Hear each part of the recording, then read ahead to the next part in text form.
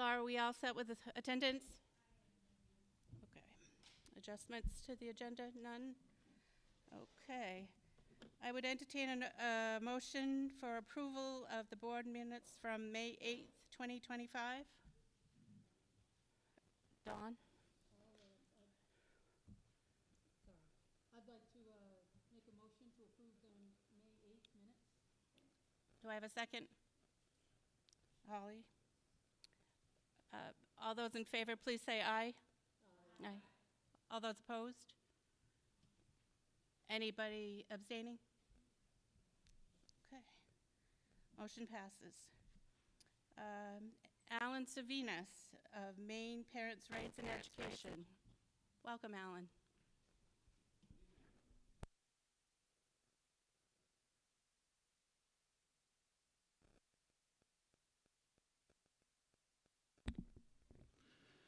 Testing.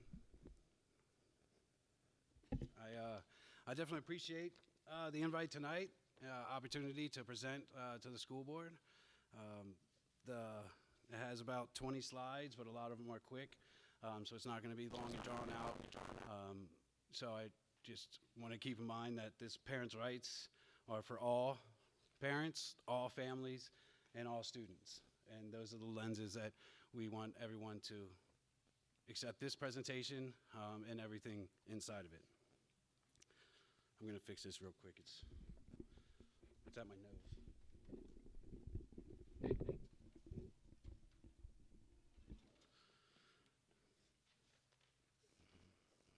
So, good evening, Chairwoman Olette, RSU73 school board members, and Superintendent Albert. Thank you for this opportunity to speak on behalf of families in your district tonight, and we're here to urge you to prioritize clarity, safety, and outcomes for all families by grounding your leadership in the fundamental rights of parents. This begins with enforcing Title IX to protect the innocence, the essence of fairness and safety in girls' sports and spaces. My name is Alan Sarvinas. I'm the State Director for Parents' Rights in Education Maine. We're a 501c3 nonprofit, fully volunteer. We're a nonpartisan grassroots advocacy group that holds local initiatives for parents to enforce and uphold their inherent and fundamental rights. We believe families, not the government, are the primary stakeholders in their child's education.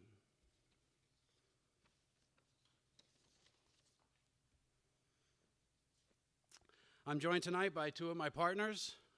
We call them pre-Parents' Rights and Education leaders, 18-year educator Rebecca Brooks, and 6-time deployed Army veteran Craig Caffrey. Mr. Caffrey is a Maine girl dad, and he has stood with me side by side for 6 years as we've advocated for parents' rights in education. He is here in a support role and can engage with any parents or stakeholders this evening. Mrs. Brooks is here to deliver a critical but sometimes hard to understand concept later in the presentation. I humbly thank them for their time and talent, and it must be understood that we are parents' rights and education together. Our advocacy is based on action. We engage parents and stakeholders in person and equip them with basic and then professional training. This platform is easily navigated through trainspeakchange.com. Our mission is to implement local advocacy programs and to produce meaningful changes. This direct person-to-person contact has allowed us to flourish in the state of Maine, as we can see by our pre-score map. We do not prioritize internet or social platforms. We prioritize people, we prioritize action, and that's how you produce meaningful change.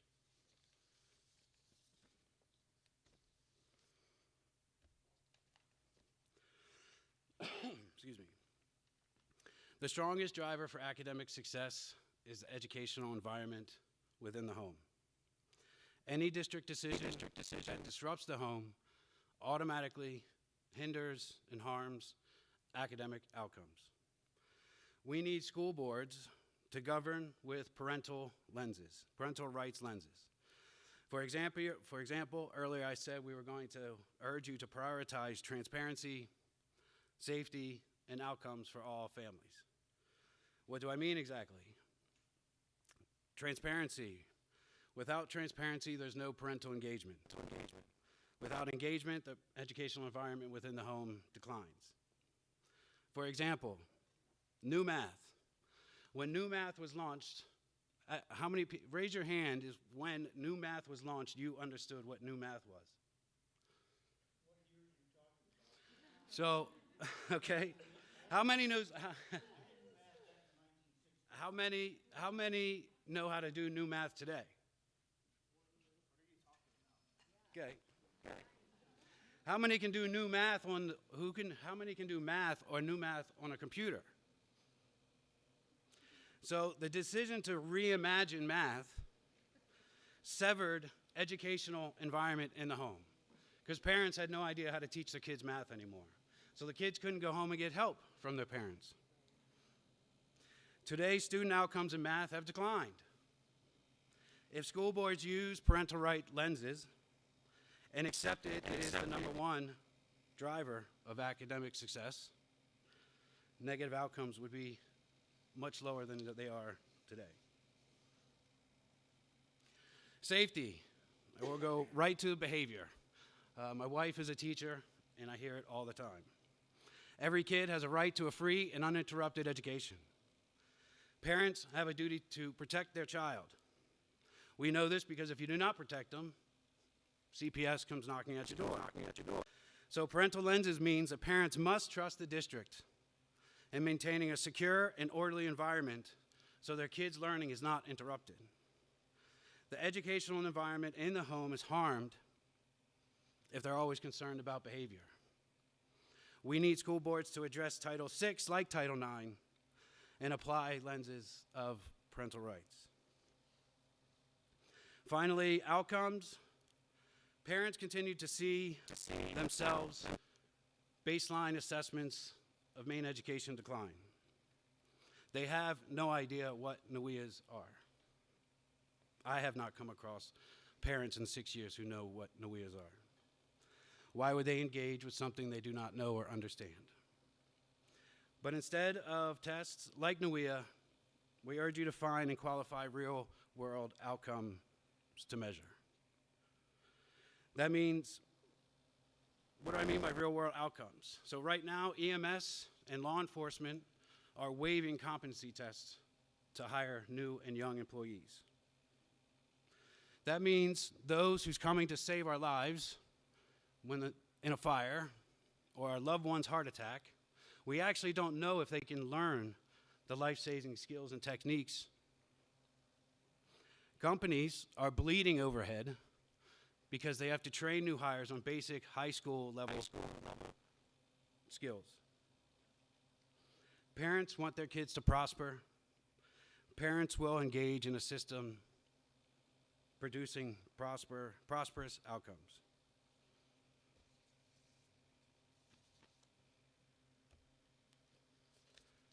So tonight we're here to walk through three questions. What are parents' rights? How are they impacted by Title IX? What's our path forward? To use parental rights lenses, we have to understand and fully comprehend what parents' rights are. Are they absolute rights? Are they fundamental rights? Or are they ordinary to life, liberty, and the pursuit of happiness? We have an absolute right to life. We have an absolute right to breathe. The government can't tell us we can stop breathing. So it's fundamental or ordinary. But the good thing is we don't have to decide for ourselves or make it up or go off of what we believe. The Supreme Court of the United States and the Maine Supreme Court have done a hell of a job the last 200 years defining that parents' rights are fundamental.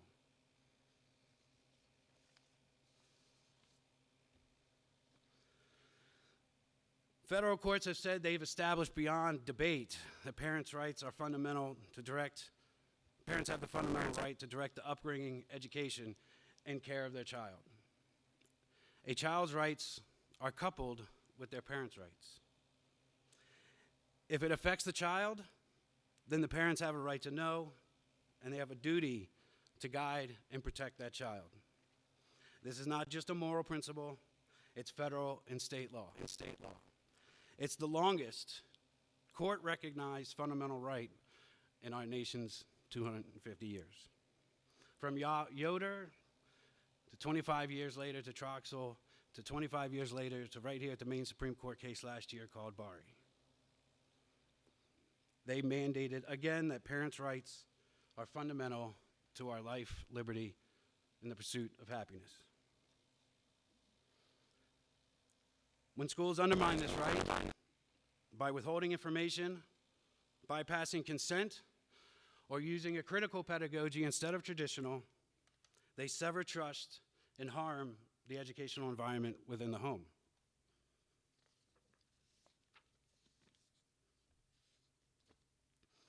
And recently, just to make it clear, the new administration's Department of Education has filed a lawsuit claiming Maine Department of Education has violated the Family Educational Rights and Privacy Act, alleging that Maine schools are withholding information from parents. They issued a Dear Colleague letter from the Secretary of Education, and basically a Dear Colleague letter is just an order from your boss.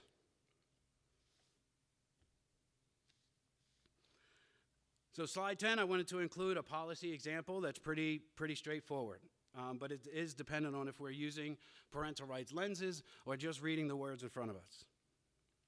When a policy says we prioritize students, I've heard countless board members across the state use that phrase, which is a good thing, right? Your school board directors, you want to prioritize students. Well, as we know, students' rights and what they want and what is good for them is determined by and with their parents. So when you say, or I say, I prioritize students, that's great as long as you are saying, I prioritize students and their families' beliefs and their desired outcomes of their education.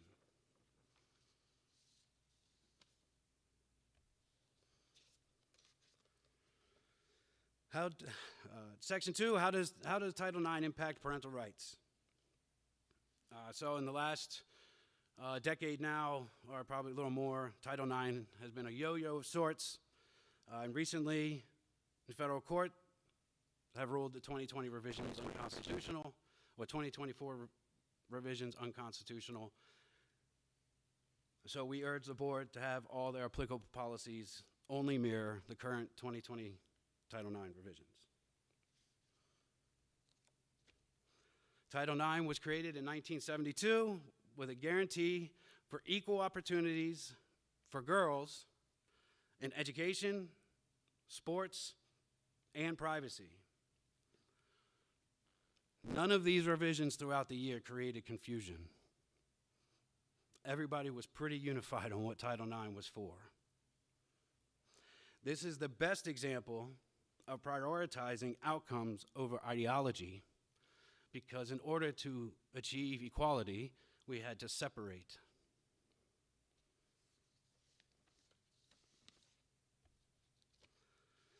Yet today, those immensely positive outcomes from Title IX are being eroded, not by students, but by ideological and personal interpretations that deny biological realities. It threatens the safety and fairness that Title IX has guaranteed for decades. It's about equal access, equal safety, and equal dignity. The 2024 revisions basically attempted to apply the Maine Human Rights Act, or the Pennsylvania Human Rights Act, to the entire country. It gave schools expanded authority to discipline students when they were off campus and outside of school hours. It attacked parents' rights by trying to remove the fundamental right to know. The latter is only attempted when totally dismissing parents' rights as a fundamental right. That is why a federal court ruled it was vague and capricious, basically unpredictable, which we view your current policy AC. It creates a damning, chilling effect on compelled students, which is more harmful than the actual consequences. If the 2024 language is unconstitutional, then it is unconstitutional for RSU 73.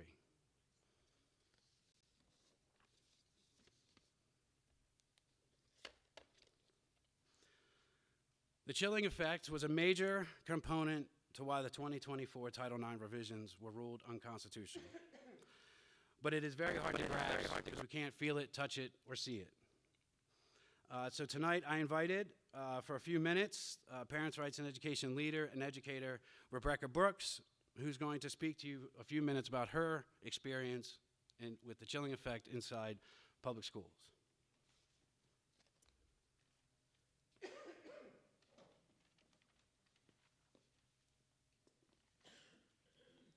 Ooh, gee whiz, just whacked us up. Hello, good evening, everyone. Thank you again on behalf of PRE for inviting us here this evening. Oh.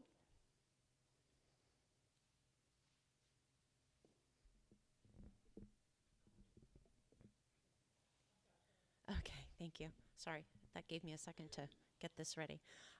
Yes, so as Alan said, my name is Rebecca Brooks. I was an educator in SAD 75 for 18 years.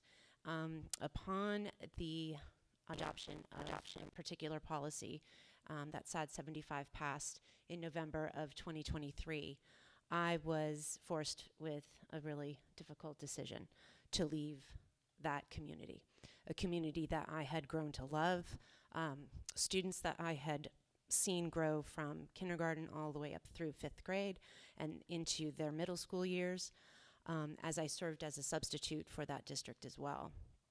The particular policy that they passed was ACAAA, and that was a transgender, gender ideology, pronoun usage policy that as a employee, I would have been forced to use language that I was not comfortable with, that I felt was going against everything that I believed. I began feeling what is called the chilling effect. When the chilling effect happens, an individual is afraid to speak their mind. They have a fear of reprisal. They have a fear of judgment. They have a fear of losing their job. They have a fear of the friendships and the community involvement that they have worked so hard for is now at risk. And so I had to make a very difficult decision, and I resigned from SAD 75. I didn't realize that that chilling effect would happen to our young girls so soon. I've, for now, a little over a year, watched as so many young athletes, young girls, are essentially being forced to stay quiet. Picture tape over their mouths. They are afraid to speak up. They are afraid to walk off the field. They are afraid to tell their coach. They are afraid to confront friends and colleagues and teachers because they do not want to be labeled a transphobic person. They don't want to be labeled a bigot. They don't want that attention. They simply want to play. Unfortunately, in our world today, we find ourselves surrounded by politicians and activist groups that are willing to not only steal the opportunities away from our young girls, but they are also willing to put them in jeopardy day in and day out when they are forced on the field or on the track or in any other way, shape, or form in their locker rooms. Picture yourself, whether you are a father or a mother, and your daughter goes out to that field thinking that she's going to be playing with other females, and then that ends up not being the case. Put it in a different lens. How is she feeling when she goes to the locker room to change? And I know the other side tends to feel that this should be okay. Do they have daughters that are okay with that? Would they themselves be okay if they went to the YMCA and stripped down to get into the shower and were confronted with an impossible situation? How do you justify that? So tonight, I want you to take a moment and think about how you would feel if you could not speak your mind. If you had something you wanted to simply say, a discussion you simply wanted to have, and you were afraid that you would get a phone call from friends, I can't believe you said this, we can't be friends anymore. Or you, a shop owner, all of a sudden discovered people weren't coming to your store anymore. They weren't purchasing things from you anymore because you spoke your mind. That's the chilling effect. That is why so many young girls today are not speaking up. They're afraid. They need us to back them up. They need our support now more than ever. I have this little analogy that I like to use when I'm standing in front of a board. Interestingly enough, not so much this one, more my one at home. I feel like I'm standing in the lion's den. I'm the lamb, and I'm in the lion's den. I had others behind me supporting me. Our girls need lions now. They are the lambs, and we need to start roaring for them. Thank you.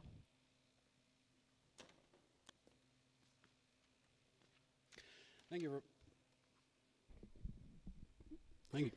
Rebecca.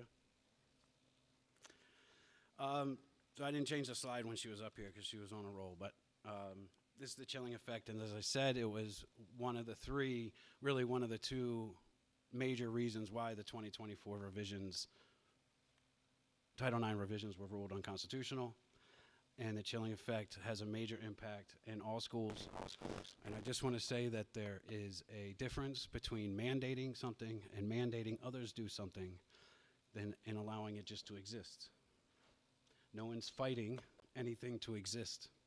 We're asking you not to mandate certain things that create a chilling effect and violate parents' fundamental rights. But now for the best part, our solution. Right now, our solution is urging you to enforce Title IX, which is legally sound, and it shows that we care about all students. We started a petition here in RSU73, and has received overwhelming support, and will continue to expand it going forward. Why enforce Title IX as it's intended? Protect girls' sports and spaces. It protects parents' due process. It protects freedom of speech and expression, and it protects sincerely held beliefs. As we predicted, starting petition being so popular with overwhelming support, there's been recent polling done in Maine by a couple organizations. This first one is more to get across the point of a parent's right to know is an absolute majority, if not more, not only in the state of Maine, but across the country. And it's not that they outright oppose medical care for students, which would be kind of silly to say out loud, right? It's the fact that they're scared that they won't get a right to know. They're scared that they won't learn something about their child. And why are they scared is because, again, as a parent, it's our duty to protect our child. And if you don't know something, then you can't protect it. The American Parents Coalition, in the beginning of March, did even a larger polling, and this is what their results were. 69% of Maine parents children under 18 believe sports participation should be grounded in sex. 72% of Maine schoolers believe schools should be required to notify parents before counseling a student about their gender identity.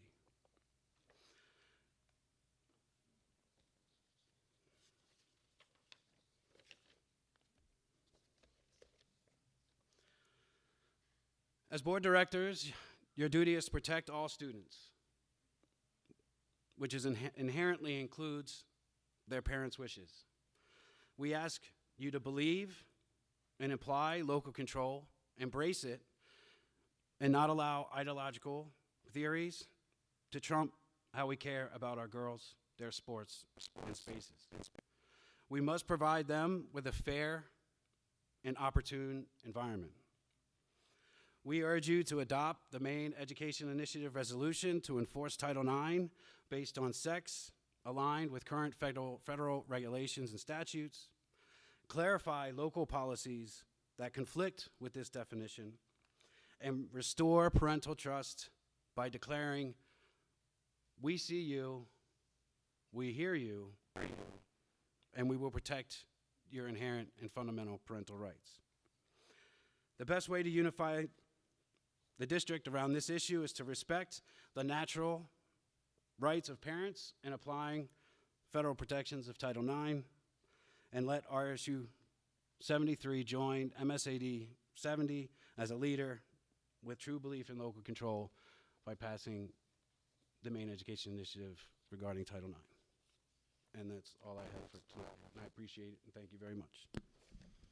Thank you, Alan. Do any board members have any questions for Alan?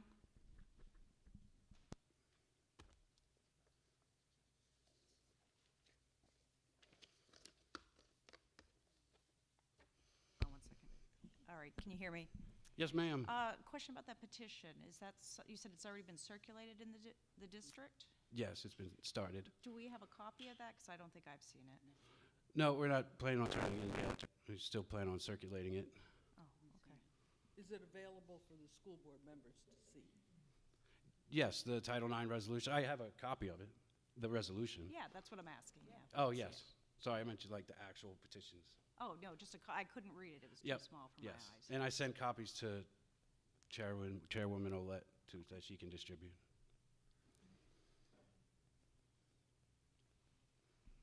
Any other questions for Alan? Oh, Ava.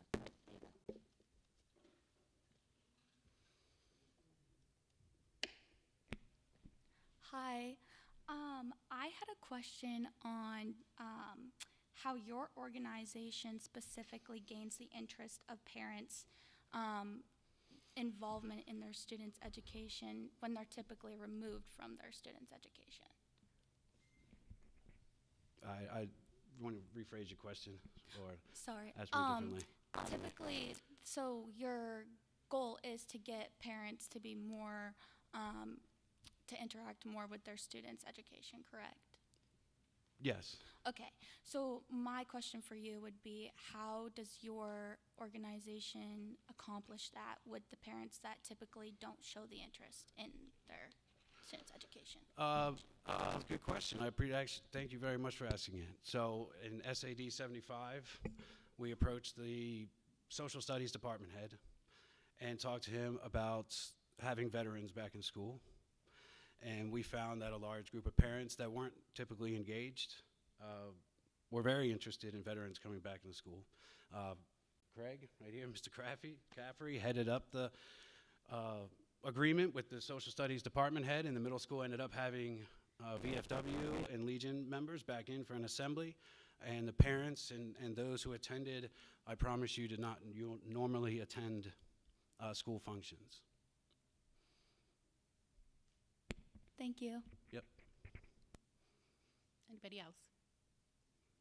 Thank you, Alan. Well, thank you. TJ.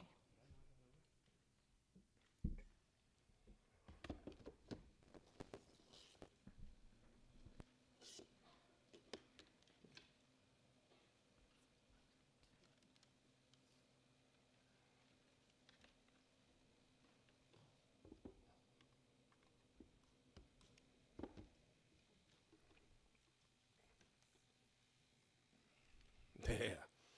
All right, it's a little off.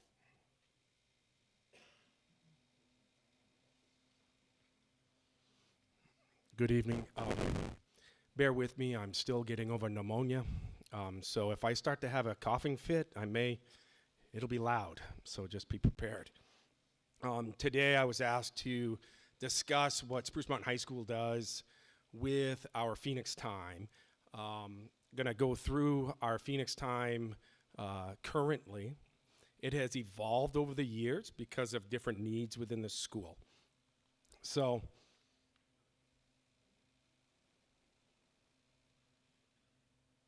and you can stop me at any time just to ask me questions or whatnot. The mission here for Spruce Mountain High School is to foster accountability and independence for our students. Our students are to take their learning and opportunities to be a good student, promote responsibility and respect our environment, and we always want to encourage our students to maintain respect, empathy, compassion, especially with our community. We just had a community service day yesterday, went really well. That was part of our Phoenix Time stuff that we do. Support comprehensive well-being, focus on the holistic health of a student, including emotional, mental, and physical well-beings. We have games and activities that we do with our students to encourage school spirit. We have times, what we call club times, and I'll get into that a little bit with you. It's a time for our students to have clubs throughout the week on specific days. Provide continuous academic support at any time this year especially. We dedicated the majority of our time to actually spending with their teachers in the content areas throughout the week. And this is the core components of what we have for our Phoenix Time at Spruce Mountain High School. And it's all scattered. However, once the kids get used to the schedule, it's pretty easy to follow. Tuesdays and Fridays are the opportunities to meet with their teachers and for targeted supports for their academic areas. Mondays and Thursdays, structured advisory time where students stay in Phoenix Time, and they except in extenuating circumstances where they may have to go and meet with a teacher for some missed time during the day, during the week prior. We do focus on the New Year's and state assessments on Mondays. We do skill building. We do activities around math and reading for our students. The skill building that we do on Monday is really a focus on the New Year's. Tuesday meetings is also another piece of that. All students remain in Phoenix Time Advisory for Mondays.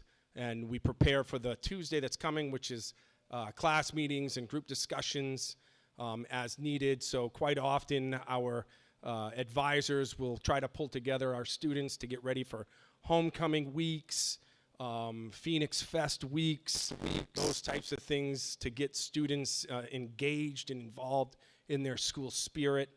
Wednesdays, there is no Phoenix Time because we have late arrivals on that day. We just don't have the time. Again, our actual timing of this is a 40-minute window, and we don't do it at the beginning of school because we have kids that may not be in the morning and they show up in the afternoon or whatnot, and we have foster tech students on specific other days. So we try to keep it in the middle of the day, right before lunch. And that has evolved over the years also. On Thursdays, it's always going to be our grade checks with our advisors, with our students. I do it quite often on club days because I do a bunch of study hall type things for our students in the cafeteria, and we go through academics and looking at their power school grades and seeing what they can make up. That has never changed. That's stuff that we've always done here at Spruce Mountain High School. The Fridays, students meet with with teachers who requested them. So on Fridays is a big day for our students that either have missed an assignment, or they missed a quiz or a test. Those students, during that time, we send them to those teachers that are requesting them.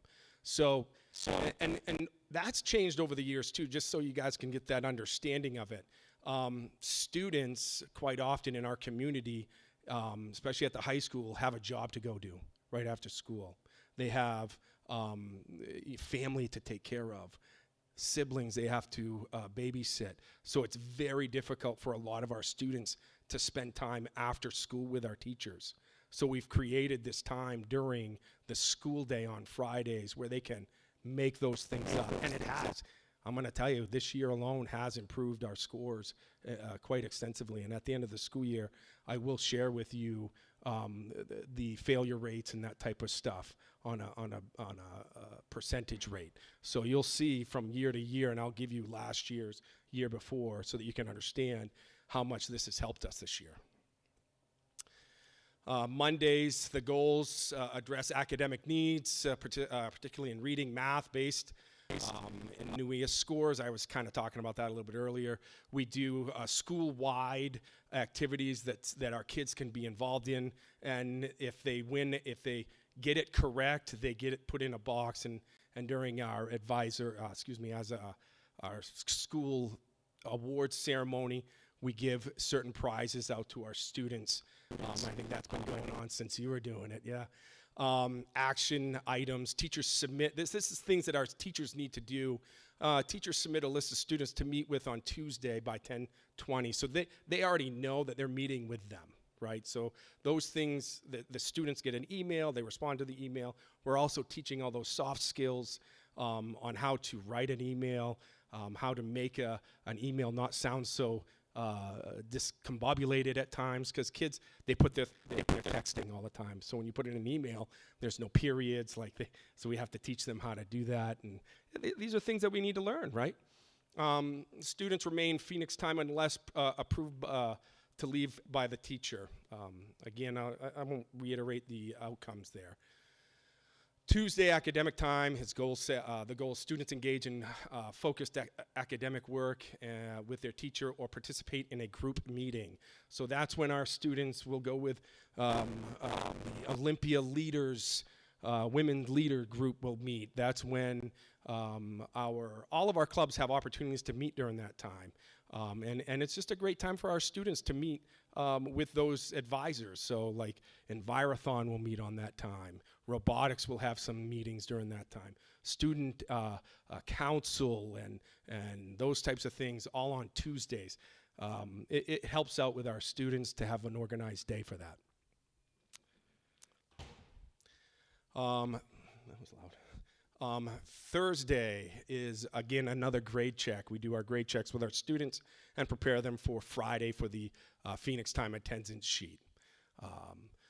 This has been our major focus this year. We didn't do as many clubs as we've used to. We used to do clubs almost every week. And clubs can be, playing Foursquare to get, and you gotta remember, we were doing a lot of clubs right after COVID happened, because our kids didn't know how to socialize. Right? They had some hard times with that coming back to school. So we started doing a lot more clubs. Well, this year we took some of the club time away. This week we're actually doing clubs for the end of the school year. And kids are having a blast doing all the activities, physical activities, crafts, those types of things, baking, kids that have an opportunity to do all those types of things. And I know you remember that too. It's just a really good time for our students, and it encourages our students to be more social with each other and have a positive interaction here at school. On Fridays, again, it is the targeted time for our students. The students that do not need that time, they usually will take some time to do some study hall activities for themselves within the advisory program. It's just continued support. Teacher roles. So submit student names. These are all like activities that our teachers need to do, inform students about schedule meetings in advance. maintaining communication with Phoenix Time advisors to ensure students receive the appropriate supports. That has been our major focus. Benefits of Phoenix Time, this is stuff that I've been noticing this year. Improve students' accountability, foster independent learning, holistic support, increased teacher and student engagement. Our focus every year is to make sure that every student has at least one adult in the school that they can rely on and share their successes with. That's our focus. Addressing the impact of students' academic progress, social and emotional development, health and well-being. We also have time for our students to meet with counselors during that time. We have meetings with parents. They do come in during that time, during our advisory time also. And that's what I have. Thank you, TJ. Any Yep. questions for TJ? Tina? Thank you for that. Can you hear me? Yep. Oh, good. Thank you for that presentation. Can you remind me, and I know I should know because it's right on the schedule that you handed out. Yep. What time of day is that held and how long does it last? 10:20 to 10:40, 10:50. 10:20 to 10:50. So when you say that their teachers are putting in a request for a particular student to meet with them, is that for the next day? It or is for the next day. Okay, Yep. gotcha. Yep. Thank you. Yeah. Are there stipends that go along with? No stipends with No that. stipends. This is all Okay. during the school day. It's all, Yep. okay. Yep. Any other questions for TJ? Elaine?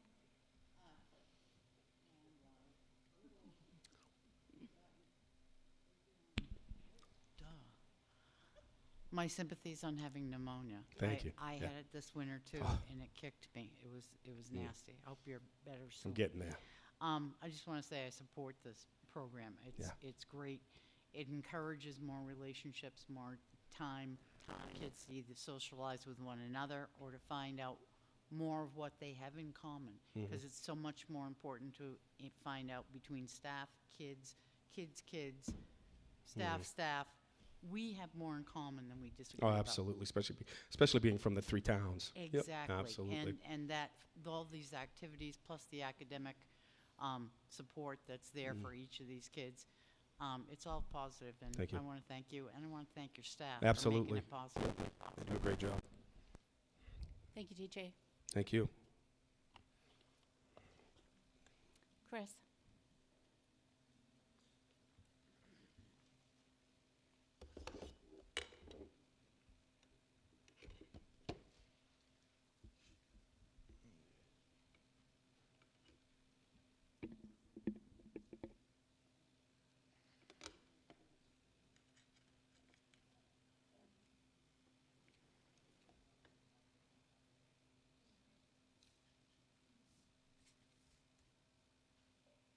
All right. Okay, here we go. So, Can you shift it this way?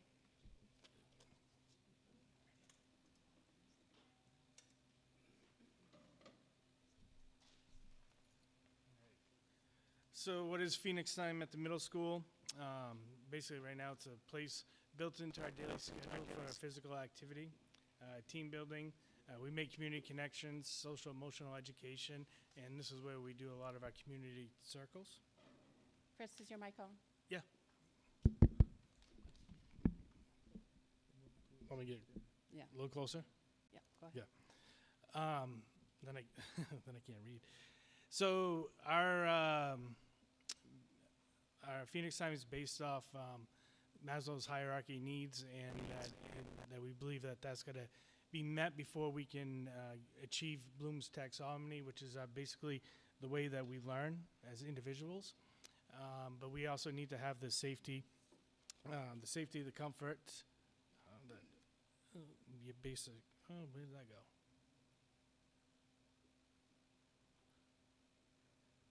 All right. So in Maslow's hierarchy needs, you need to have your basics: the food, the water, warmth, rest, your safety, security. You have to have the love, the friendship, the relationships, okay, and before you can even get to the learning stage. And what we look to ensure that our students at middle school are getting are being healthy, being safe, engaged, supported, and challenged.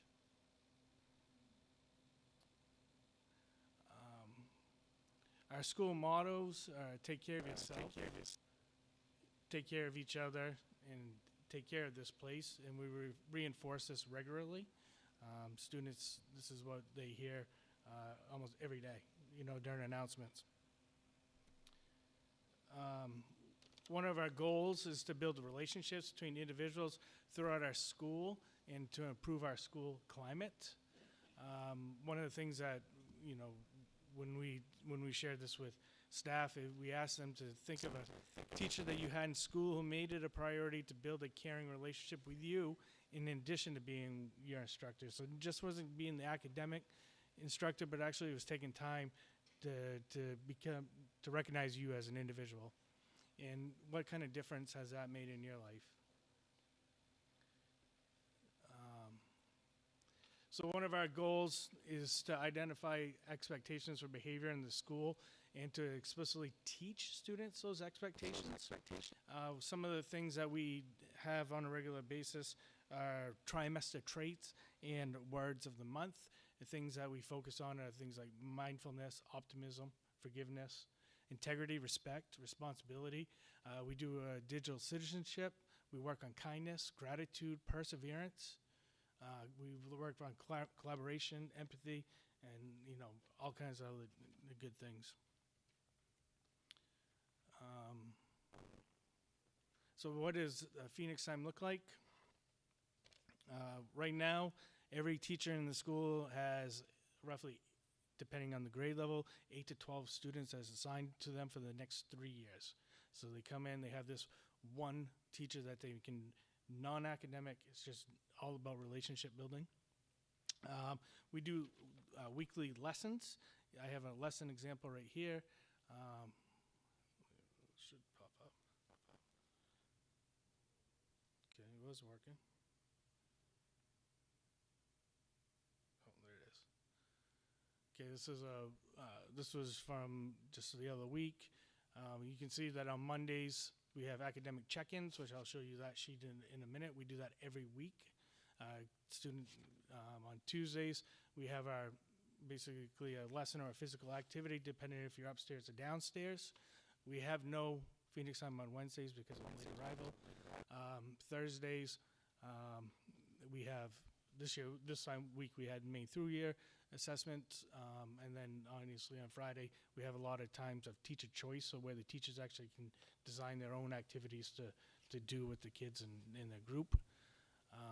You guys can have access to any of this anytime you want. I believe some of you already do. If you want it, just let me know. Part of the academic check-in, the students get to sign up for Open Exploratory, which every community has a specified day through the week that if the students meet their academic goals, they get to go have an extra exploratory, art, phys ed, library, kind of those seem to be the big hitters. Okay, let's see. Try to go back here.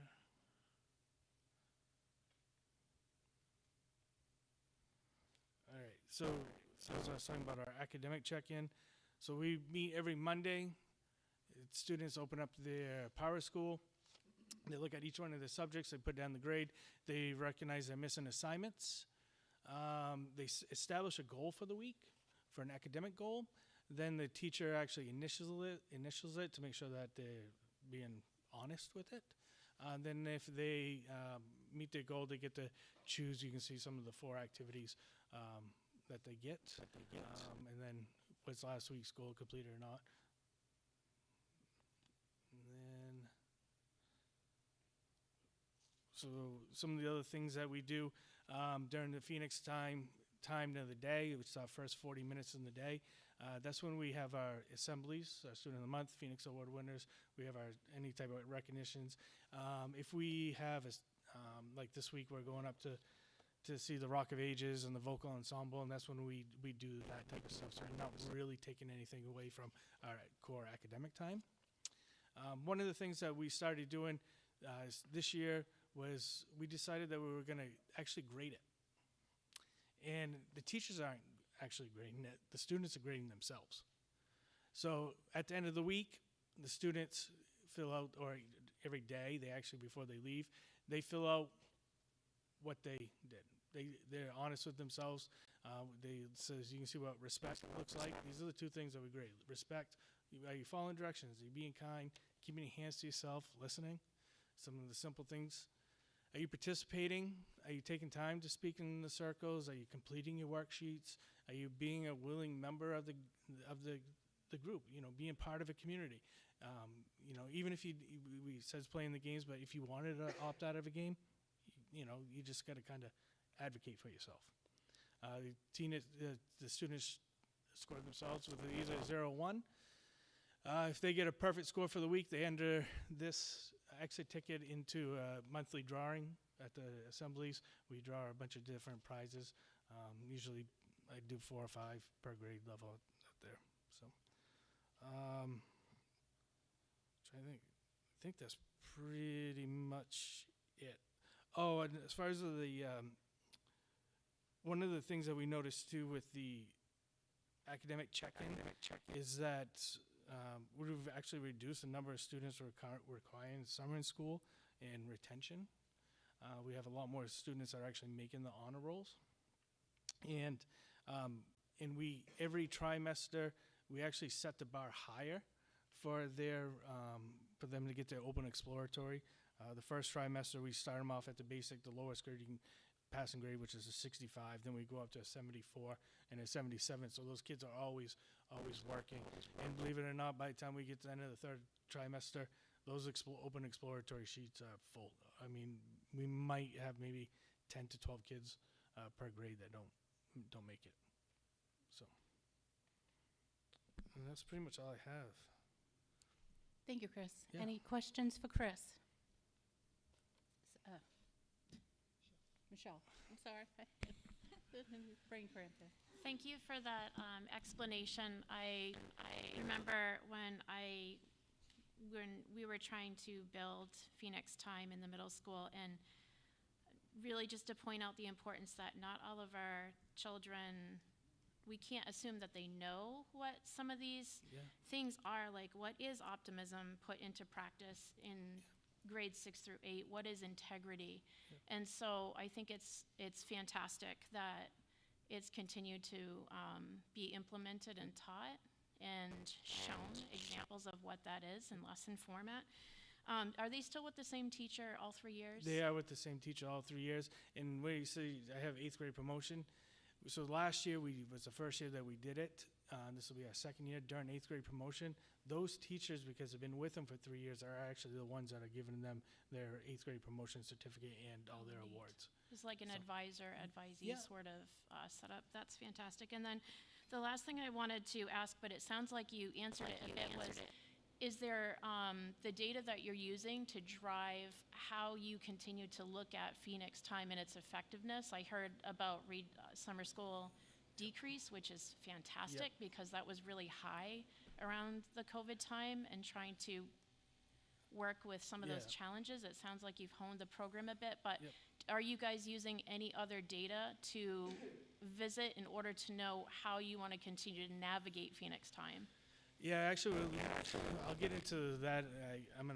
I believe I'm speaking in 2 weeks about restorative, and we really use a lot of that data that we collect from there in order to really drive a lot of what direction we're going with this. So, Any other questions for Chris? Ava.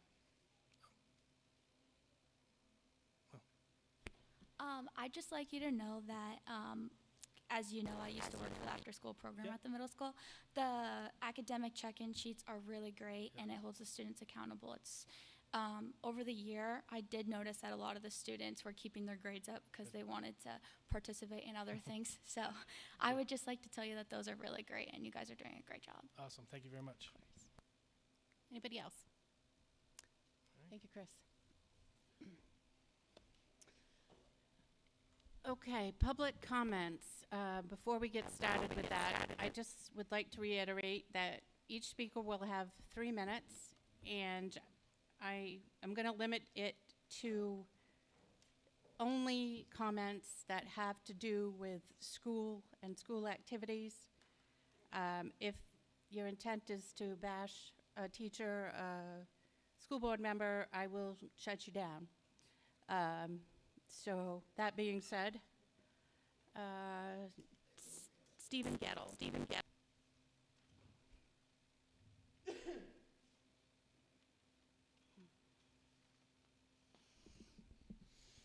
Put it down even lower. How's that? Tell me when to start. Go ahead. All set. Okay. My name is Steve Gettle, and my wife Sandy and I reside at 1017 Franklin Road in Jay, Maine here. We raised our 3 children in the Jay and now Spruce Mountain School District. I own and operate Woodland Investment Services, which is a forest management company. All of my children have chosen to either homeschool or send their children to private schools to educate their children to avoid the nonsense and indoctrination of the tolerance of certain lifestyles within our choices within our public school system. Each of our children participated in various male and female sports, used the boys and girls' bathrooms. This was simple and was a blessing. Our current governor, Janet Mills, in 2021 during COVID, shut down our state and did not allow the legislature to convene, redefine Title IX under the Human Rights Act, then along with Attorney General Aaron Frey and others according to their vision for our state. Well, in Genesis 1:27, the Bible states, "So God created man in his own image. In the image of God created he him. Male and female created he them." In Matthew 19:4, Jesus answers the Pharisees and says, "But from the beginning of creation, God made them male and female." God made male and female, period. When a baby is born, they are respectively called a girl or a boy based on their specific plumbing that define their sex. King Solomon, the wisest man who ever lived, said, Proverbs 29:18a, "Where there is no vision, the people perish." Transgender and other sexual orientation choices are choices that go against common sense, what God has established, male and female. Special interest groups and agendas are being pushed down our throats as the law, and those whose moral standards oppose this vision are touted as being intolerant. Who is really being intolerant? What our governor is standing and so proudly fighting for goes against common sense. Spruce Mountain High School was established in 2013. I was at that merger meeting and spoke then about all the synergy and cost savings that we were being told would occur if we merged, since student enrollment was down in each school. I mentioned then that if we were to save money and streamline things, some teachers and staff would lose their jobs. Could have heard a pin drop. Is student enrollment today up or down since 2013? What is our student-to-teacher ratio today? Have we really realized cost savings? Where is the accountability? Get back to the basics of reading, writing, and arithmetic. Our public school system would not function without federal funding, and we cannot afford higher taxes locally to promote agendas that I personally and biblically do not agree with. $360 million are at stake here in Maine because our governor and others have changed Title IX to include radical ideology that only has caused confusion for our children and our grandchildren. It is time to do the right thing morally, and Spruce Mountain to take a stand against such foolishness and to say everyone is either biological Thank male you. or female, period. I'm sorry. Thank you. Okay. Phoebe Pike.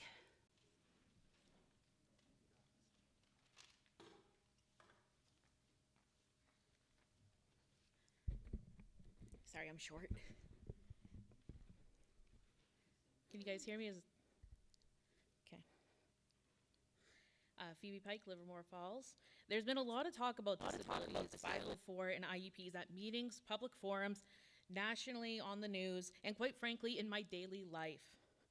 I've heard people question the percentage of students with IEPs and 504 plans. I've heard people actively scoff at the cost of educating our children with different abilities and neurodivergence. I would like to remind anyone listening to these words that these programs and individualized plans bleed into every aspect of our society. They are designed to ensure that our students with different abilities and needs have equal access to opportunities, resources, and services. When the 504 was created, it was designed to protect, support, and eventually the goal was to eliminate barriers, physical, attitudinal, and systematic, that limit people with disabilities from achieving their full potential. Inclusion goes beyond just physical accessibility. A ramp is not enough to fix systematic issues. It is our job to ensure that individuals with disabilities and those who are neurodivergent feel valued, respected, and empowered. Disability inclusion is not a favor or a type of entitlement that should be ashamed of, but rather a fundamental human right that allows people with different abilities to engage fully in their communities, workplaces, schools, and social environments. Everybody wants to talk about the numbers. Well, globally speaking, over 1 billion people live with some form of disability, and not all of them are born with them. They can occur later in life. And of those people, a large demographic of them are underrepresented, misunderstood, and marginalized, or they flat out refuse to be diagnosed due to the stigma that we see in everyday life. Everyone, it's 2025. Everyone deserves the right to access education, employment, healthcare, social services in order to live a fulfilling life. Disability inclusion ensures that people with disabilities can participate without facing undue challenges or discrimination. In an inclusive school and community, hopefully like ours, all individuals, regardless of their abilities, are recognized as valuable members of society. Disability inclusion prompts breaking down those stereotypes and fostering mutual respect amongst each other. It is also the law that schools must provide appropriate accommodation or accommodations for students with disabilities to ensure that they have the same access to education as their peers. This may involve personalized plans, assisted tools, and specialized teaching methods, IEPs, and 504 plans. I'm sorry, Phoebe. Thank you. Thank you for your time. Everyone deserves an education.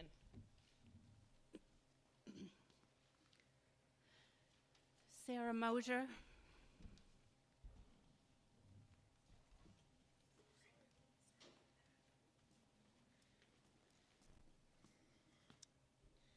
Good evening, school board members.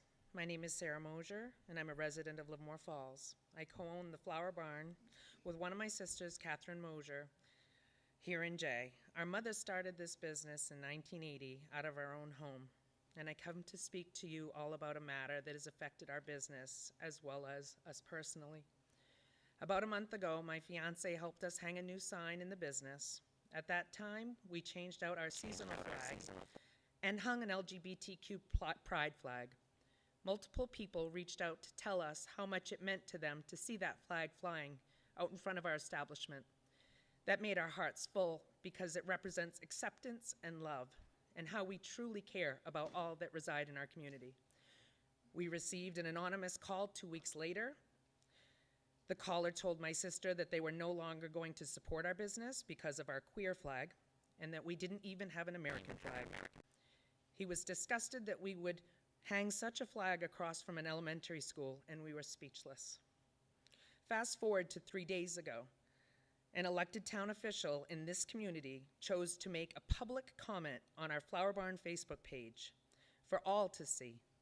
His comment on our cover photo read, and I quote, "If I purchase a Phoenix flag for you, would you swap it out with the sex flag that you have flying across from an elementary school? I would love to continue to support your business, but I just can't when that is the flag you choose with your proximity to a school of young children." Publicly. An elected town official in this community, the audacity of this person using blatant hate speech, the complete disrespect to not only our business, but for our members of our LGBTQ community that may have seen the homophobic comment. This is precisely why we hang our pride flag.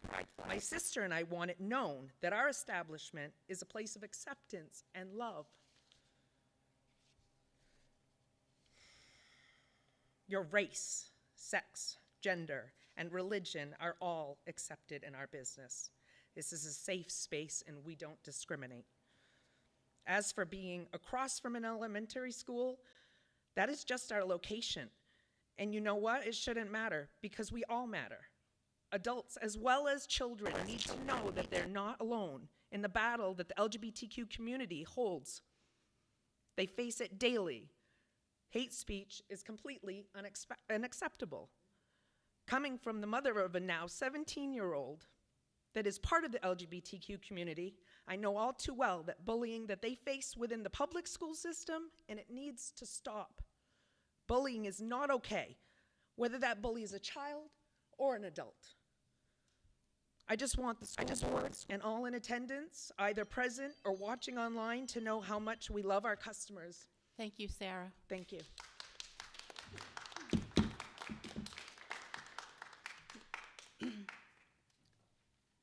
Joseph Bossy.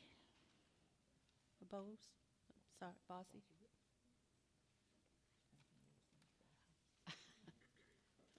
I apologize if I mispronounce anybody's name. Good evening, members of the board. My name is Joseph Bossy, and I'm here tonight because something deeply troubling has happened.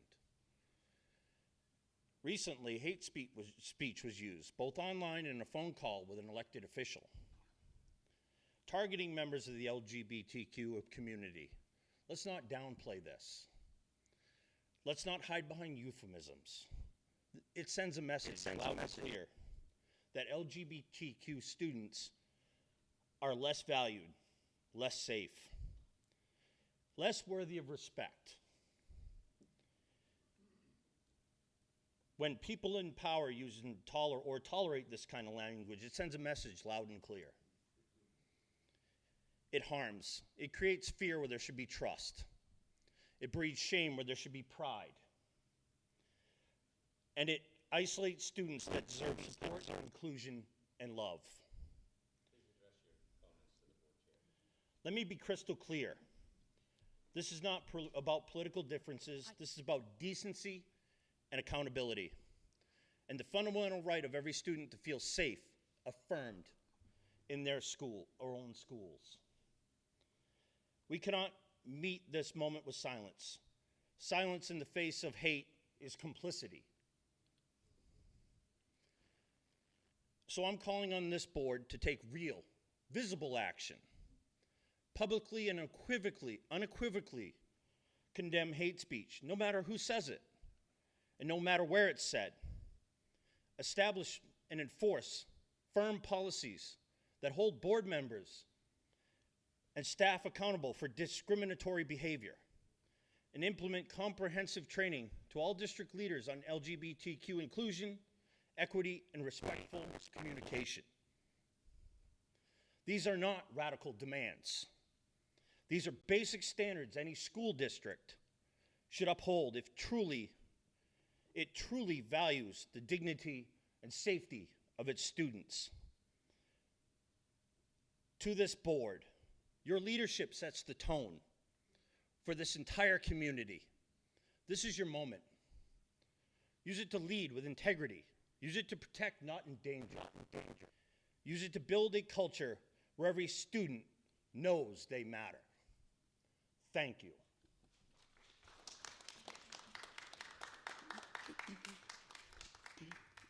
I will mention this one more time. Please address your comments to me, the chair. And you have, keep it to 3 minutes. Let's see, Danielle Brotherton.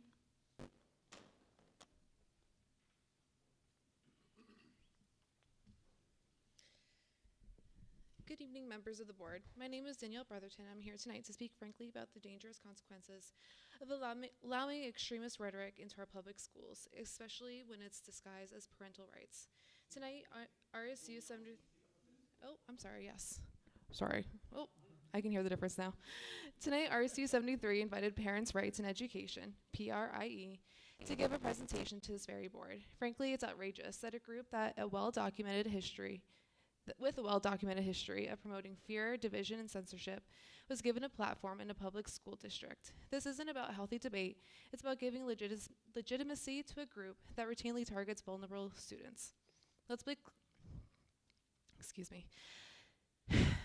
Let's be clear about what PRIE and similar organizations are doing. They're fueling a hostile environment for LGBTQ plus students under a guise of protecting families. They push narratives that suggest LGBTQ plus content in books is inappropriate or dangerous, when in fact it's often the only representation these students have. In RSU73, we've already seen local attempts to ban books that include LGBTQ plus characters or themes. I won't name those titles here because I don't want to give anyone ideas.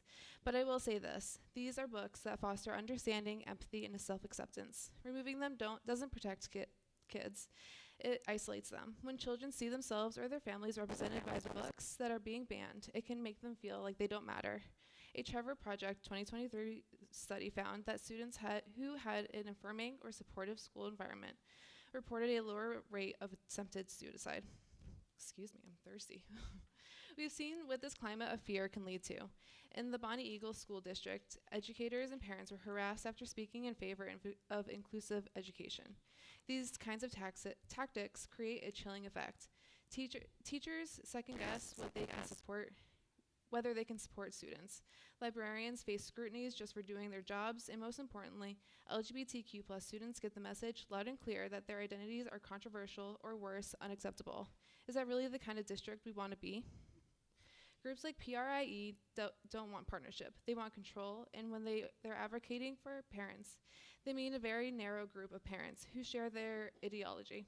The rest of us were treated as outsiders in our own community. I'm calling on this board to take a firm stand. Reject fear-mongering, defend inclusive practices, and most of all, protect the students in this district who are already walking a harder path just because of who they are. Inclusive education is not controversial. It's a commitment to safety, respect, and belonging for all students. Thank you. Thank you. Ed Walsh.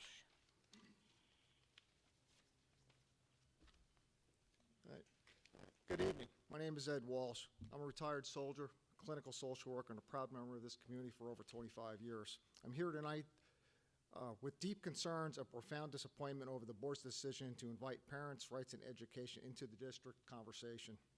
Let me be clear, by doing so, you're opening the door to something dangerous, something that causes deep and lasting harm, and it's leading to moral injury.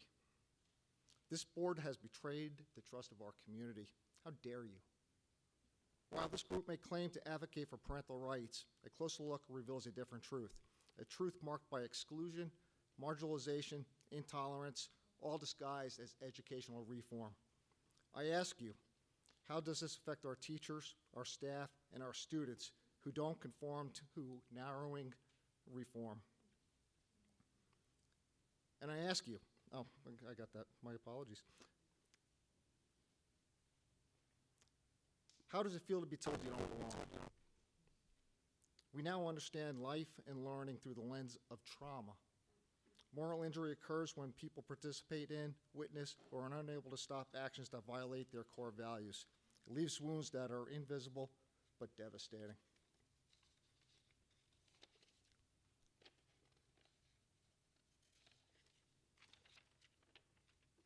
If you're not sure what your core values are, I'd be happy to offer group training. It's not as simple as it looks. Our teachers carry an incredible emotional load. They are on the front line supporting every student, navigating complex educational decisions, and doing so with limited support. But this constant moral strain, it wears them down. They begin to wonder if they can make a difference, and many begin to think about leaving. And maybe that's the goal of this group, to drive out the very educators we need the most.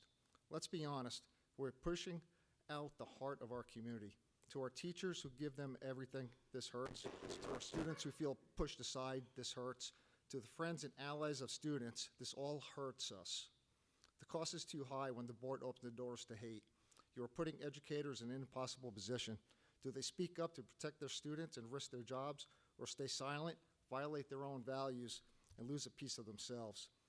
So I ask you, what are you doing to our community? What are you doing? Do the right thing. It's not that hard to do. And I'll leave you with this. I have a soldier in hospice right now, and he speaks to love, kindness, and acceptance. Let's do that.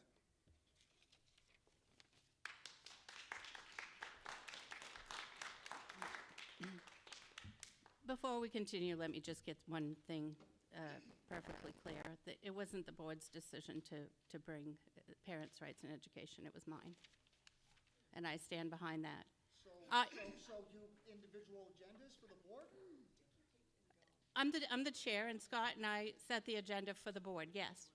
And the other thing is I'm going to have both sides come and speak. It's not a one-sided thing. It's not, you have to listen to what I say.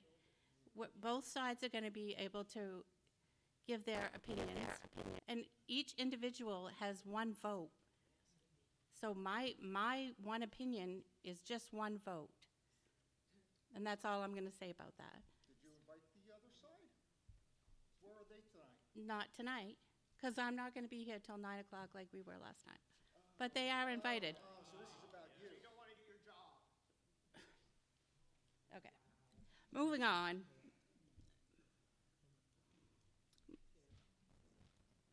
Elaine? Thank you for recognizing me and interrupting. Can we have interruptions in the crowd stop? People walking through the crowd and passing out materials. This is not the time for that. We're listening to people, and I'd ask us to be respectful of all speakers. Oh, no, you weren't. No.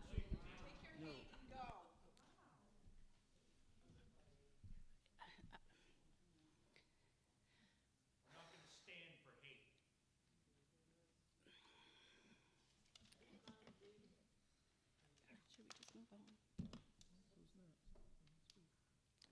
Will that happen?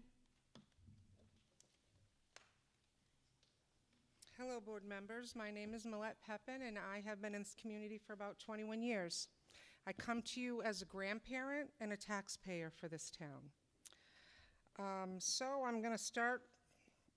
I apologize, I have to read this. So I'm here to speak about Title IX and the official choice now facing our district. Excuse me? Does somebody else want to talk? Because it's my time. Across the state, districts responded differently to the controversial 2024 Title IX revisions.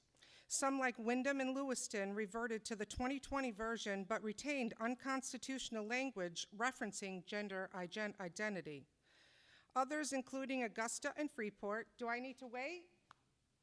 I mean, everybody has a right to their, you need to be quiet. Hey. It's my turn. Go ahead. Be quiet. I will clear the audience. I was quiet when you spoke. It's my turn.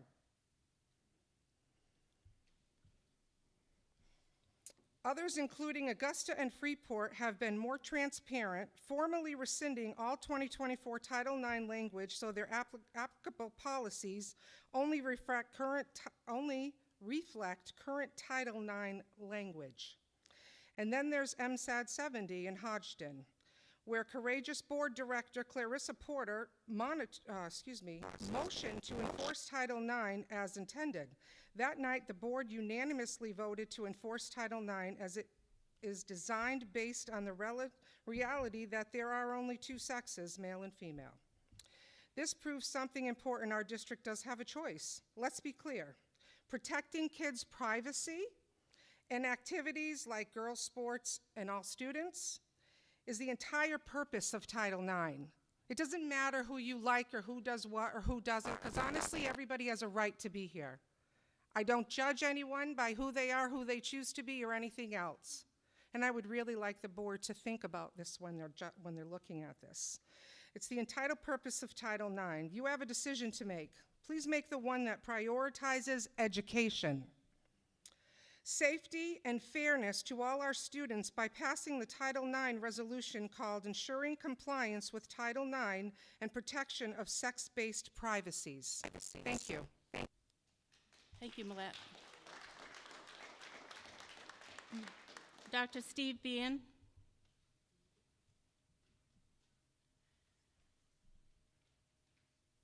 Says Jay. Steve Bean, I've been a resident of Jay for 40-odd years. Our two kids graduated school system here, and I'd like to direct my comments to the board about parents' rights in education. The Jay School Board did not invite me to speak tonight, and it's okay. I don't take it personally. But the Jay School Board did invite parents in education, parent rights in education to speak, and I do resent that, and I do take that personally. They saw fit to invite a partisan political action group, and that is not okay. This is, without question, if you look on their website, this is corroborated. This is a national right-wing organization funded at least initially by the Koch brothers, and judging by their website, their chief aim is the election of their candidates in state legislatures and to get their candidates on school boards. Why is this school board inviting an outside national political organization to its meeting? What political or educational service purposes do they serve? What aims do they serve in this community or with this board? What drummers do they dance to? This clearly does not align with local control of schools, which is a cherished principle in Maine. An elected school board should serve at the pleasure of its community and to endeavor to represent the community's interests and voices as best it can. It should not have its own political agenda. It should not curry influences behind our backs. Rather than the trust and confidence I want to feel with this board, I now feel distrust and perhaps betrayal. Something is going on here that does not smell good. Thank you. Robin Beck.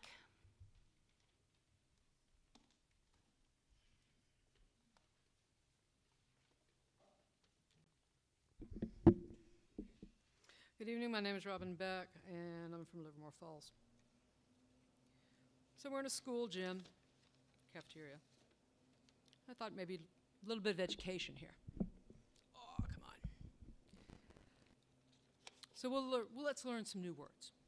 Education, according to Oxford Languages, is the process of receiving or giving systemic instruction, especially at a school or university. Or from Merriam-Webster Dictionary, the knowledge and development resulting from the process of being educated. To educate a student at any level is to give that student information on the subject being taught, to teach that student how to research additional information, and using critical thinking skills to be able to discern the subject matter. In case you don't know, critical thinking skills is the ability to objectively analyze and evaluate an issue in order to form a judgment, again, according to Oxford Languages. See, I'm not going to say something that isn't backed up like some people. Now, on the next word, we'll head back to Oxford Languages. Indoctrination. Oh, yeah. It's the process of teaching a person or group to accept a set of beliefs uncritically, or, according to the Merriam-Webster Dictionary, to imbue with a usually partisan or sectarian opinion, point of view, or principle. Indoctrination is the opposite of education. You are teaching one way of looking at the world and totally bypassing critical thinking skills. That is what the majority of the current school board wants to do. Some on our school board have invited the group Parents' Rights in Education here tonight. This group is listed on the hate map of the Southern Poverty Law Center, which is a nonprofit, nonpartisan civil rights group that documents anti-government and extremist groups here in the U.S. This Parents' Rights group is a collection of extreme right-wing, anti-LGBTQ, anti-government fanatics that want to change the way these teachers teach. They'll talk about indoctrination. They didn't mention the word, somebody else did though, but that's what they're into. They'll talk about it, but they're the ones that are pushing indoctrination. By denying our students a broad education, if the majority of this board agrees with this group, then they are no better, and they're hurting our community, and they're hurting our children. Thank you.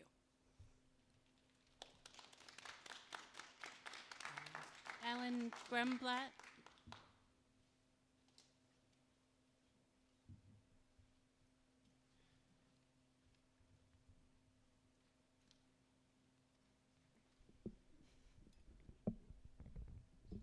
Can you hear No. No. Can you hear me? I need heels here. Okay. Good evening, Chairperson Willett, school board members, members of the community. My name is Ellen Grunblatt. My husband, who you heard from 2 speakers ago, and I have lived in Jay for more than 40 years. Our 2 children attended Jay schools. Like other community members here, I have a strong interest in the health of our school system and its ability to provide a quality education and a sense of safety and acceptance for all students. As a member of a cultural minority, I am acutely aware of the ways in which students can be targeted for perceived and actual differences from what is arbitrarily considered the norm. Teachers, administrators, and especially the school board itself are tasked with addressing the bullying and harassment that can stem from such targeting. Indeed, we in the community count on you adults in leadership positions to provide structure and safety for all students in a non-discriminatory manner. So what is Parent Rights in Education doing here? It purports to be Maine-grown, but it is a national presence, with enough of a discriminatory agenda, as others have mentioned, to have earned it a designation as a hate group. It promotes an ideology that includes book banning in school libraries, whitewashing the teaching of American history — I think the speaker did allude to that somewhat — and lying about how schools handle health and sexuality issues. It claims to empower parents as though parents are weak, while what it actually does is bully administrators and school boards into taking actions that are antithetical to the educational concerns of our school and community.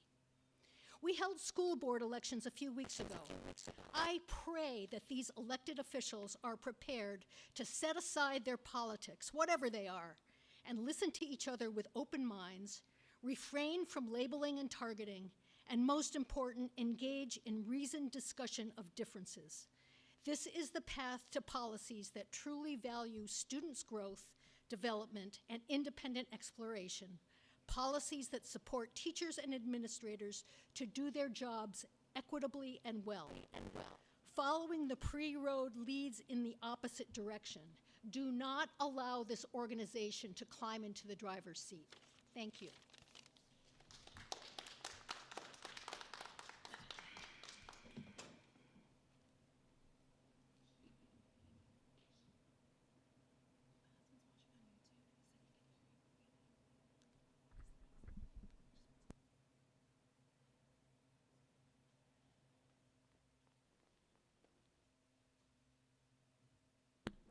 Board comments.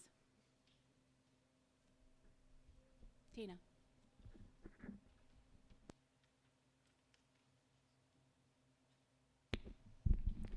Thank you. Yesterday, I caused a catastrophe for a whole bunch of people. It's a small annoyance for a lot of people. It's a catastrophe for me.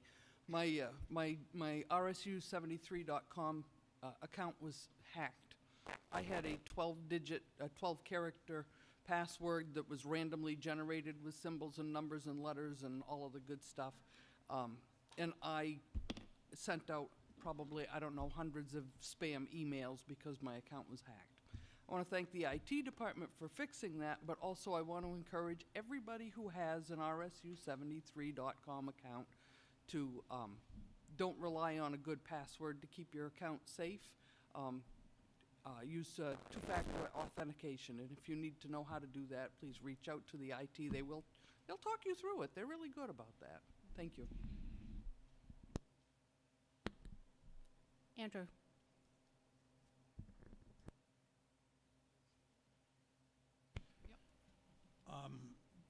I'd like to say thank you to our two student representatives we've had this past year, Skylar and Avery. I believe they have a track meet tonight. That's why they're not here.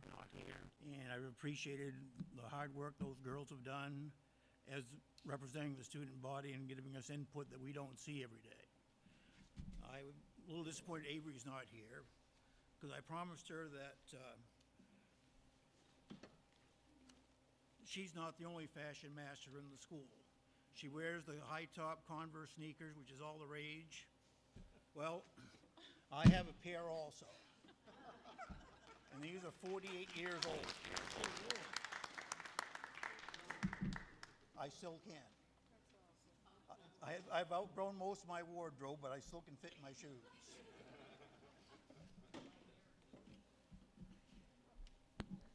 Any other board comments? Don?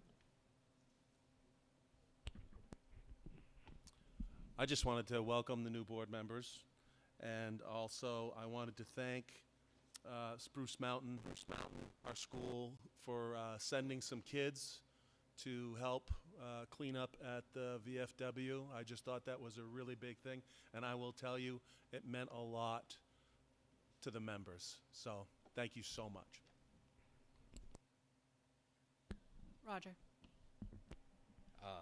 I just wanted to say, we had some public comments about 504s, and I hope that some of us will look into that. If that's not something we're following to a T, or I want to make sure that we're aware of that. I wasn't aware that there was an issue with how we administer 504s.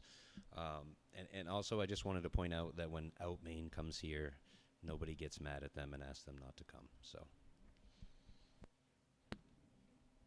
Any other board comments? Superintendent's report. Good evening. I met with a couple of staff people who are retiring this year. Good conversations on and appreciation for what they've done for us. I also met with Chris Bodwin to discuss the loss of the EASE grant as of December 25th.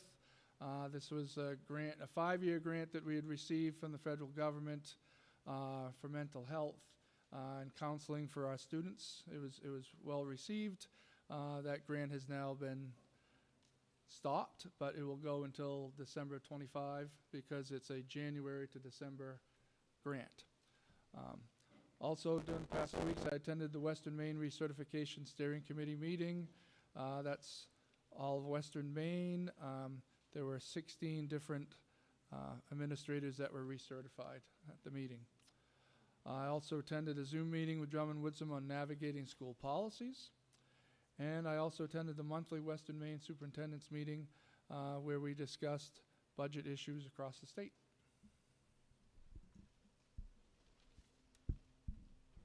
Any questions for Scott? Holly?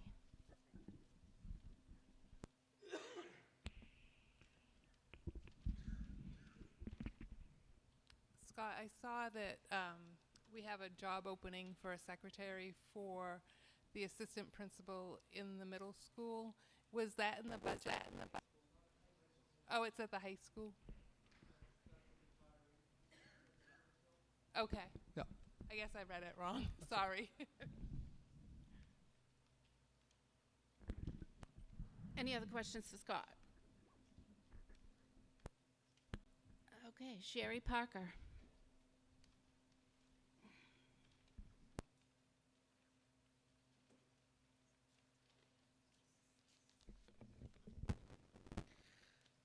Good evening. Okay, in special education, we currently have 347 students. This is 3 less than my April report. We had 4 students who were dismissed. We had 4 students who withdrew from RSU73. We had 1 student who did not qualify, and then we had 6 new referrals come in. The number of students in special education includes a total of 18 referrals that are currently in progress across the district, which is 3 less than from April report. We currently have 69 students with IEPs at the primary school, 85 students at the elementary school, 82 students at the middle school, and 111 students at the high school with IEPs. We continue to have 13 students out of district in special purpose schools for day treatment programming. We have submitted another application on a student's behalf for special purpose programming day treatment programming at a special purpose school. Unfortunately, this week, we had a student not accepted to a program and not even put on the waiting list. RSU73 is still required to plan programming for this student who was too high need for a special purpose program. I will continue to look for other options, but in the meantime, creating appropriate programming and services will definitely put a strain on our current staffing levels. We currently have 21 seniors in special education. 16 of them are graduating in June. 5 seniors are eligible to stay until their 22nd birthday under the Individuals with Disabilities Education Act in order to work on transition to adult services and programming. This is making a very large functional life skills program at our high school. Next year it will be manageable, but very quickly in the future it will be a number that is not manageable. I'll be looking to other special education administrators on guidance on how they are programming for this transition planning.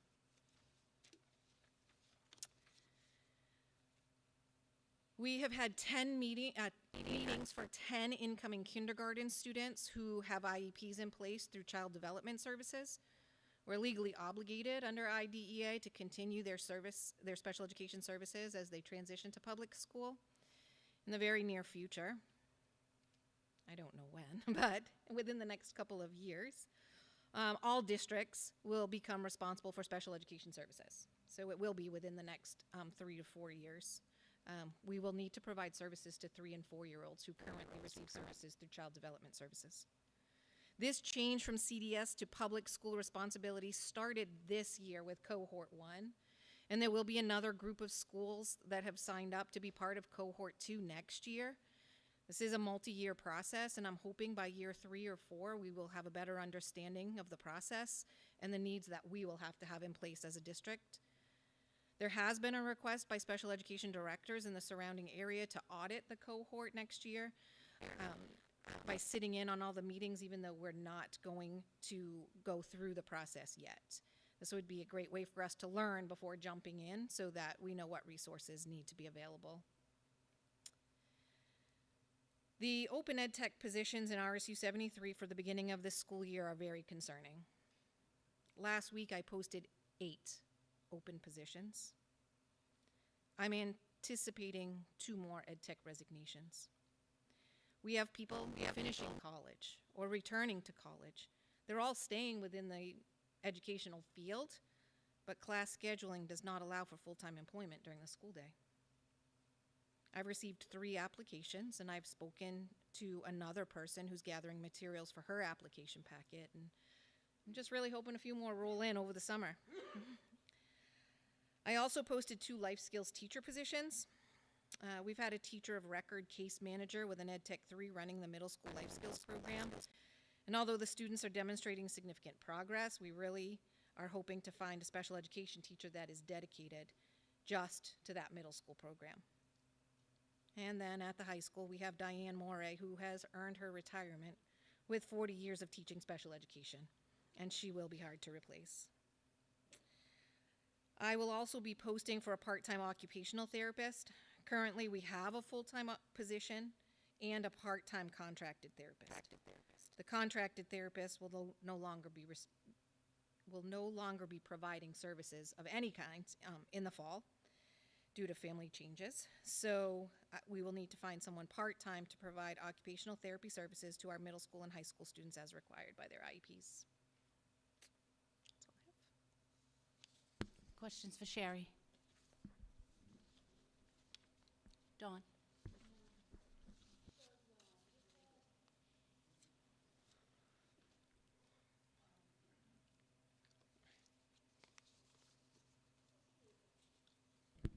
There we go.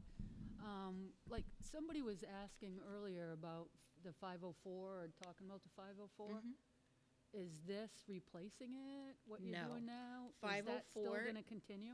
That 504 is continuing. Oh, good. Section Okay. 504 is a general education law that puts accommodations within the classroom for students with disabilities and to remove those barriers. And special education is the next. All of special education also falls under 504, but it's a more restrictive environment that has services provided along with the plan. Yeah. I know at the last meeting there was a presentation about numbers, so there's been a lot of talk about numbers, and our district tends to be higher for both 504 and special education. And we're seeing a big increase in those services right now, and a lot is related to mental health. The mental health in our area is very concerning, and it's getting younger and younger, unfortunately.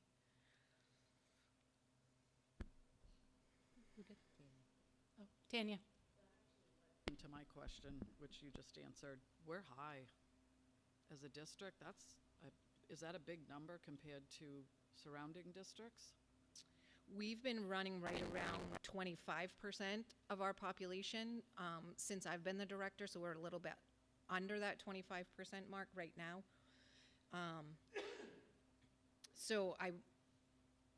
It is higher than the state average, but compared to I'm not sure what Mount Blue's numbers or Turner's numbers are at this point. But higher than the state average? We are higher than the state average. They're about 20%.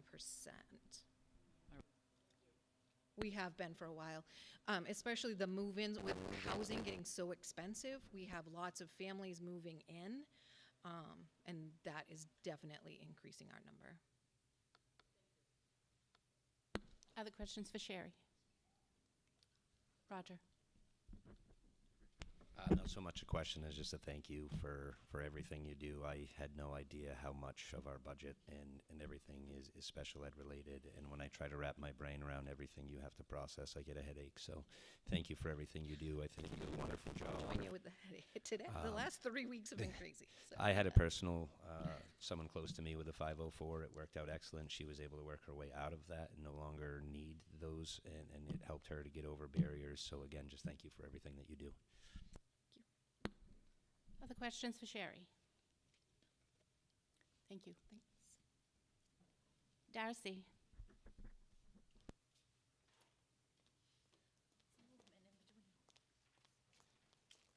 That's a nice segue to mine and the mental health component. So perfect.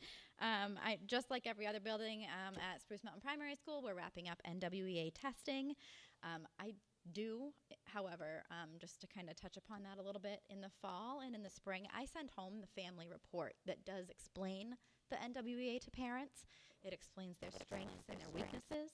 In the fall, I like to do that because they can click on a QR code and it gives them strategies to use with their child at home to practice some of those skills that they might have been weak on in those areas for both reading and math. And then in the spring, they get to see the growth that they've made or what things they might want to work on over the summer. So I think that's really important. I got a lot of feedback from parents that they really appreciated that this year. But at the primary school, we do more than just the NWEA. Our teachers are tasked with also doing one-on-one assessments in literacy and math with our students because we like to triangulate the data and not just use that one test to see their growth over the year. So the end of the year, we're really working hard on getting those assessments finished, and then we look at the data and analyze that so that in the fall, we can start right in on any tier 2 or 3 interventions that need to take place. Exciting, I'm working with J. Niles Library because we want to send all of our kids to the library right before summer to gear up for some summer reading and for her to share the different events that are going on for free for kids to do over the summer as well. So I'm working with transportation on getting that for the end of the year. As the year winds down, I take a lot of time reflecting on areas of strength and areas of growth for next year. Gone are the days when most students come to school knowing their letters, their numbers, how to speak to each other, how to sit at the carpet and listen to a story, how to manage emotions when they aren't doing a preferred activity or don't like something. Vocabulary skills are low because adults are talking with them less and less as toddlers, like sitting around the dinner table or riding in the car. Next year, we will have a large focus on social emotional learning and mental health. Our staff are going to have an enormous PD around trauma-informed practices. We're really going to wrap around our Mind Up curriculum starting in pre-K instead of kindergarten because those early interventions are what is going to make them successful in the elementary school and years beyond. So we really appreciate the support of the board in getting our curriculums for mental health and getting those supports in our schools to support staff in implementing that with our children. We are also discussing multi-tiered systems of support, MTSS, and how to make changes that'll serve more students at the tier 2 level academically to close the achievement gap. Lastly, I invite board members to have a conversation with me, step into my building so that you can be more communicated with about all the things happening or changing at Spruce Mountain Primary School, and this will help you make informed decisions about what happens in the district.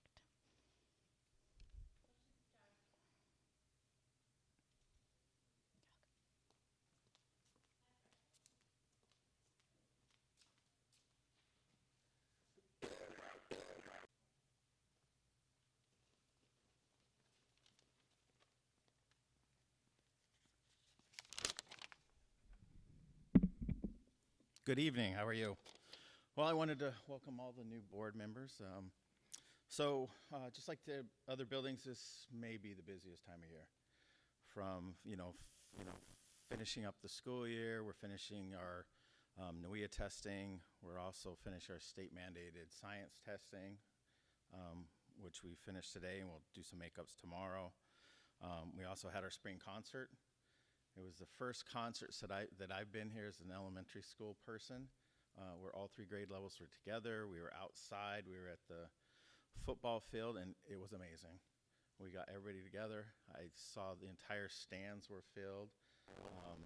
Now we just got to figure out how we do our winter concert there, because it was a great turnout. People loved it, and the weather was great. It might have been the only sunny night we've had in the last month. The library's been working on and reading books about gardening and the science of seeds.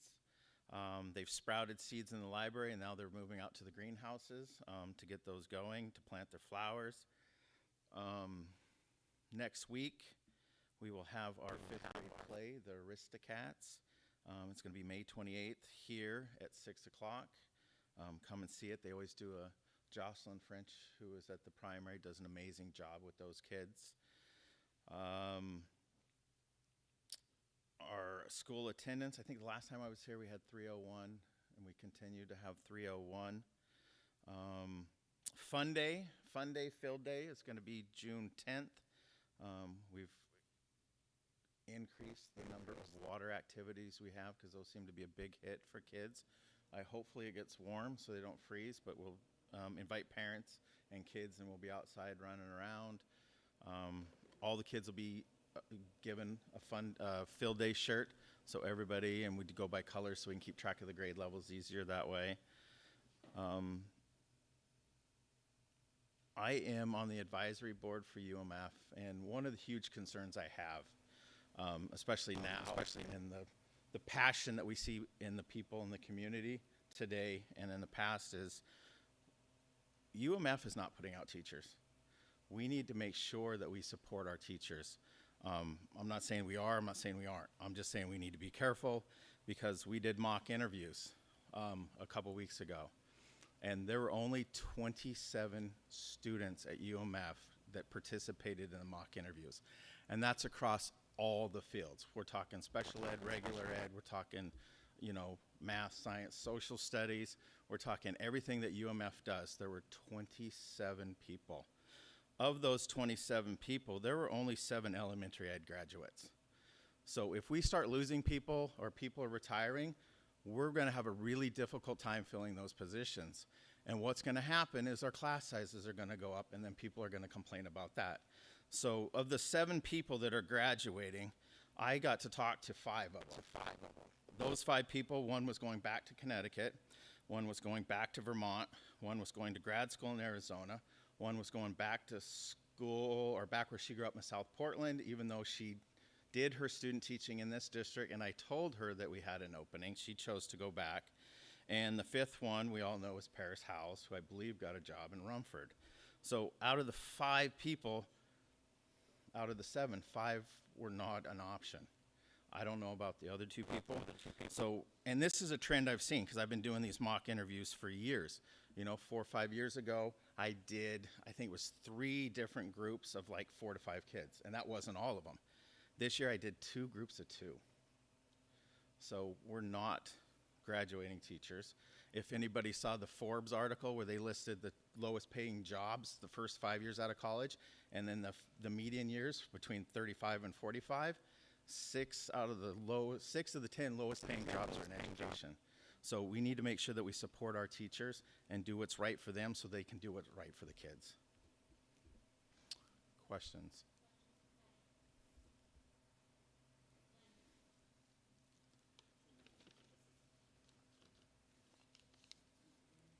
Microphones in the budget. I know we talked about this a couple years ago, where UMF, which has been the premier teacher education school in the state. That's if you want to be a teacher and we get kids from all over New England coming to UMF. Correct. The number of graduates, as you said, across all programs, that's secondary education, elementary, science, math, Early childhood, special education, all of those used to graduate 150, 200 plus students each year. When I first I know started, last year, Sherry Parker shared with us that, was it 26 or 27 last year? This year's 27, last year was 38. That's across all of those fields. No one wants to go into education. We all need to think about that. It's scary. It scares me about what's happening and who's going to teach my great-grandchildren.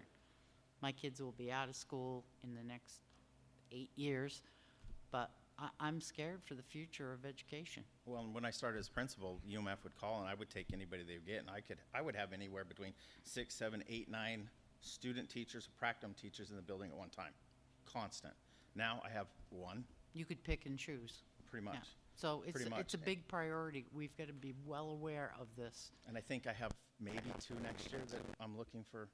Well, we've already placed 1, but I have 1 more, so 2. So 2 people. That's not going to fill our positions in a few years when people start retiring. And if we start losing people on top of that, we're in a world of hurt. So.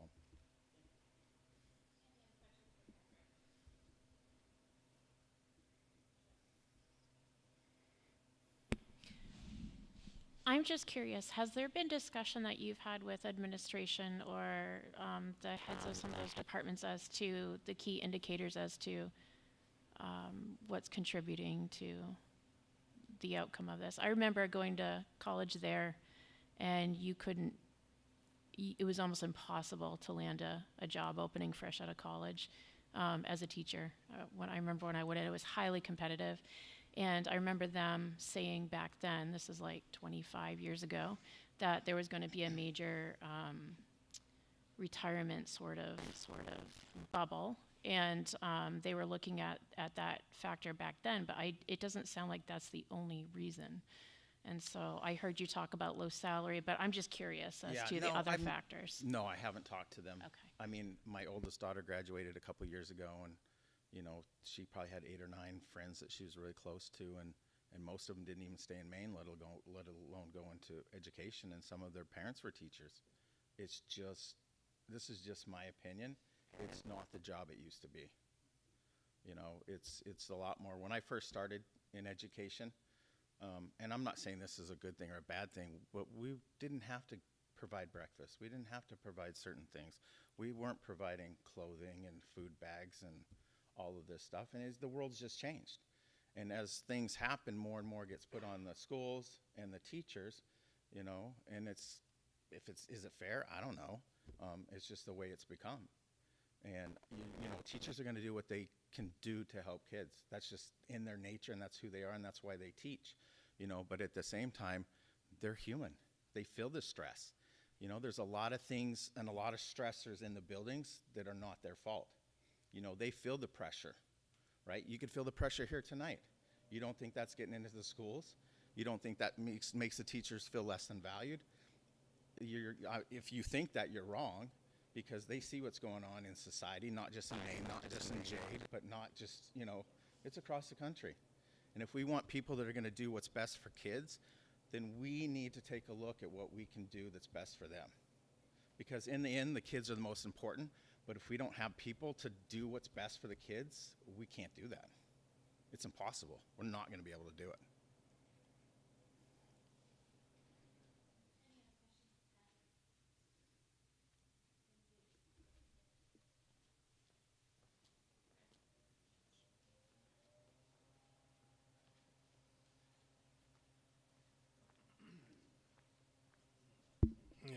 Good evening again. I'll start off the middle school enrollment of 296. On May 5th to the 9th was Teacher Appreciation Week. The Student Council did a great job celebrating our teachers. They designed a baseball-themed week, making cards for our Hall of Fame wall. Bubblegum, Baby Ruths, popcorn, peanuts, and Cracker Jacks were distributed for snacks throughout the week. They were treated to a private barbecue lunch with ballpark franks, cheeseburgers, and sweet Italian sausages. They ended the week on Friday afternoon with a wiffle ball game between the upstairs and downstairs teachers. The upstairs teachers were winning 17-14 until Officer York made a guest appearance and hit a walk-off grand slam for the downstairs teachers to come out on top. It was a great event. May 13th and 19th, the 8th graders did their last visits to Foster Tech, and the other group that stayed behind went up to the high school for their high school tours. May 15th, we completed the main through-year assessment for ELA. On May 16th, we had our April Student of the Month Phoenix Award Assembly. We had another great turnout of parents and guardians. During intervention on that day, the 8th graders went up to the high school for an extracurricular fair at the high school so they can see what they could join for clubs and all the activities that they have to offer up there for next year. On May 20th, the middle school went up to the high school for a vocal ensemble, which was amazing.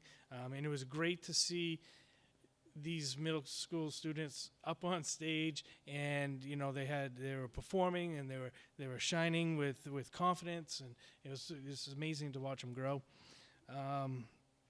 This morning we completed the main through-year assessment, and then next week we'll be taking next week will be for makeups. Tomorrow we're going to go to the high school again for the Rock of Ages performance. If you've never seen it, it's amazing. Diane Fennelson does a great job with them. On May 29th and June 2nd, the students will take our STAR assessment, our school-wide assessment. June 2nd, we will host an incoming 6th grade parent informational night. June 3rd and 5th, the 7th graders are going to the Challenger Space Station and Coal Transportation Museum in Bangor. June 4th is the 8th grade trip to Boston for the STEM Day at Fenway in the Los Angeles Angels versus the Boston Red Sox. June 6th, the 6th grade is going on their annual bowling and movies for the end of the year field trip. June 11th is our field day. June 12th is 8th grade promotion at noontime here in the gym. June 13th is our last day and step-up day. So as you can see, this last month of May and June has been extremely busy. And last year at this time, we had 127 out-of-school suspensions and 41 in-school suspensions. This year, we have had 59 out-of-school suspensions and 35 in-school. So. Questions for Chris? Sounds like you got a busy month. We do.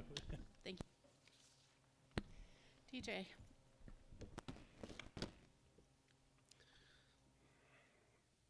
So thank you, guys. Enrollment is 412. So I'm going to highlight a bunch of different things that we've been doing already, but we are in the mode, just like everybody else. We had the New Year's, the main through-year exams. We're all done with them. Our students are actually we have some kids that have to do some makeups this following week. I think they did pretty well. I'm pretty hopeful for it. Fine Arts Night, if you didn't get a chance to come out for that, it was awesome.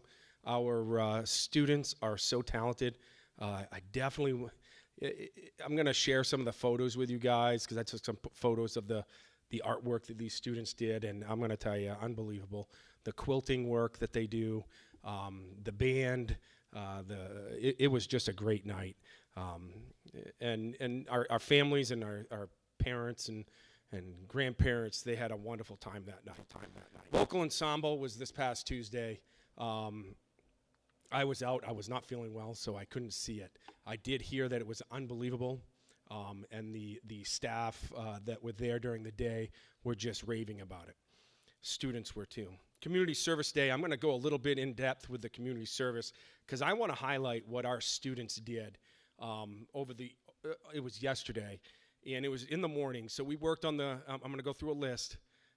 We did Livermore Falls Skate Park, Field, Livermore Town Office, Dow Field, the VFW, Route 17 Cemetery, because last year we didn't hit that one. Primary school, Jay Hill Cemetery, we cleaned up some of those ones in the back. If you go up on top of the hill, those ones were cleaned up. Pine Island, we collected almost a little over 20 tires out of the river and along the shore. It's part of it. It's when it floods there really good. And I'm going to tell you that if you guys get a chance to go to Pine Island, catch a fish, we had a couple kids doing that yesterday too. It's really fun. The round pond, Bretton's Pond. We went to the sports field in Bretton's, Spruce Mountain High School cross-country trails. The Mrs. Fenlison was working on Rock of Ages. She had all of her kids working on that portion. We had a bunch of our life skills students working around the school. RTI support we had. School grounds all the way around the elementary school. We did a bog walk cleanup. French Falls, if you ever get a chance, so those of you who haven't been there yet, you need to go. It's a wonderful trail system that we have along the river, and our students went and cleaned that right up. We had kids down there with backpack blowers, and it was just an awesome day down there. We had the rail trail all the way to the J Plaza was cleaned up. We had over 4 truckloads of garbage. It was a really good day for our students, and they came back extremely proud of what they did. And that's what we're trying to do, is bring our students and community members together. It was a wonderful day. I want to go through some of the events that I want you at. You need to be there for these. We have Rock of Ages tomorrow night, 7 p.m. We have the Memorial Day Parade. Marching band is there on Monday. Be there. It's a great event. They just started up again last year. So fun. Senior Scholarship Night. This is the largest amount of money. I'm not going to reveal it. I'm not going to reveal it tonight, but it's more than $500,000. So I'm telling you, if you have a chance to come to the scholarship night next Thursday, you need to be there. Foster Tech recognition. Anybody's invited, family members, community members, to go to Foster Tech on June 2nd. You get to see our students being recognized for their outstanding dedication to their craft. What an opportunity for you. I hope you can be there. We have a final recognition assembly, which is on June 5th. I want you there. I want you to see what our students do, what our staff does in recognition of our students for the end of the year. It's not just about the seniors. It's also about our underclassmen, right? Yearbook dedication is that same day during that same activity. And then obviously we do the memorial walkthrough for all the buildings on that same day, June 5th. And that starts around 10 to 10:30, depending on how long our final recognition assembly takes. And then the wonderful day that we have on Sunday, we have our graduation. I hope you guys can be there. It's really nice. I will make it a decision on Wednesday if it's inside or outside, because last year was a little sketchy for me. It got a little wet, and then it stopped raining for the ceremony. I don't need that stress. So we're going to make a decision on Wednesday, and it should be a great day. I hope to see everybody there. It's a great opportunity, and lift the spirits up for our students. They're definitely excited. My seniors are ready. Let's just say that, and I'm going to leave it there.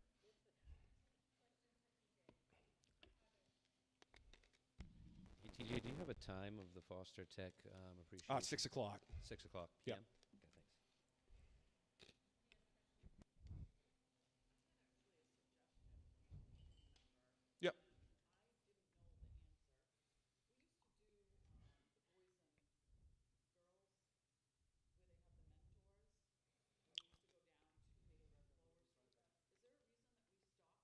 It hasn't been here since I've been here. I was in it when I went to school here. Yeah. Yeah. I can look into it for next year, absolutely. Yeah. Mm-hmm. Yeah, I still know my little brother that I had. Yeah, meet up with him, a couple years ago. See him in Walmart, usually is when I see him. But, yeah. Oh, good. Thank you. I'm going to second what you said, Tanya. When you were in school, yes, I was, there.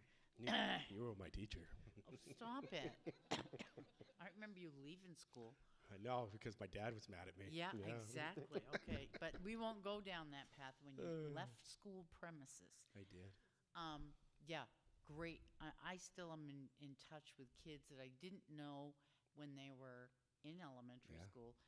When they came down from the high school to be helpers, I have kids that are now in their 40s that still stay in touch with me on Facebook. And those kids get to have relationships with the teachers. They get to have relationships with they make a huge difference in those kids' lives. Elaine, those kids. I'm turning 50 this summer. Yeah, that means The my 40s birthday. is no longer. Stop it. It means my birthday is coming. Just stop it. But yeah, I'll second that. I think that'd be it would work into your community service piece as Absolutely. well. Yeah. And especially, you got kids at the elementary that are interested in music. Well, you want them to stick with it. Let's get some of those band kids from the high school and keep those. It's awesome. Yes. Yeah. Thank you. Yep. Okay, all I have is graduation. I know Ava and Michelle have someone that's graduating. Does anybody else? Anybody that's graduating this year? Okay, so I'm going to appoint them as temporary chair for the day for graduation, so that you can greet the students when they come off the stage and after they receive their diploma. So,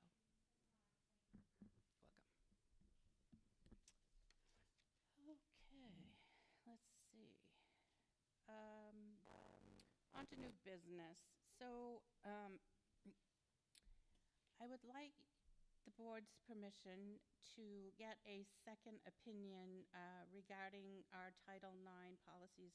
Right now, we have Drummond and Woodsum, and as with any good policies, I think a second opinion is important by a different law firm. I'd like to open the floor up to discussion regarding this and a motion. Roger. I'll make a motion that we get a second opinion on our Title IX guidance going forward legally. I'm not impressed with the result we've got, and nor do I have a lot of confidence in that outfit. Do I have a second? John. Okay. Discussion. Dawn. Dawn, sorry. Yeah. Tina.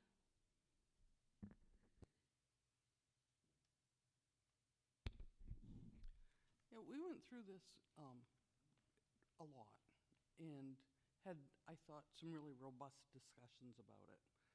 And it's pretty clear to me that the legal advice that we got tracks perfectly with everything else that I've dug up about the current situation with the Maine Human Rights Act and the federal Title IX law. And it's pretty clear that the Supreme Court made a ruling that says that the 2024-2023 interpretation of Title IX wouldn't stand. So we rolled that back. And that was a very robust conversation about why we needed to roll it back and what we couldn't take out of it, because to remove some of the stuff out of that, specifically what came up in our policy conversations in our policy committee was to remove gender identity and sexual orientation from that, from those policies. And it became clear that the problem with doing that is that that would leave this district in violation of the Maine Human Rights Act. Right now, there is a lawsuit going on at the federal level that will determine how that should play out.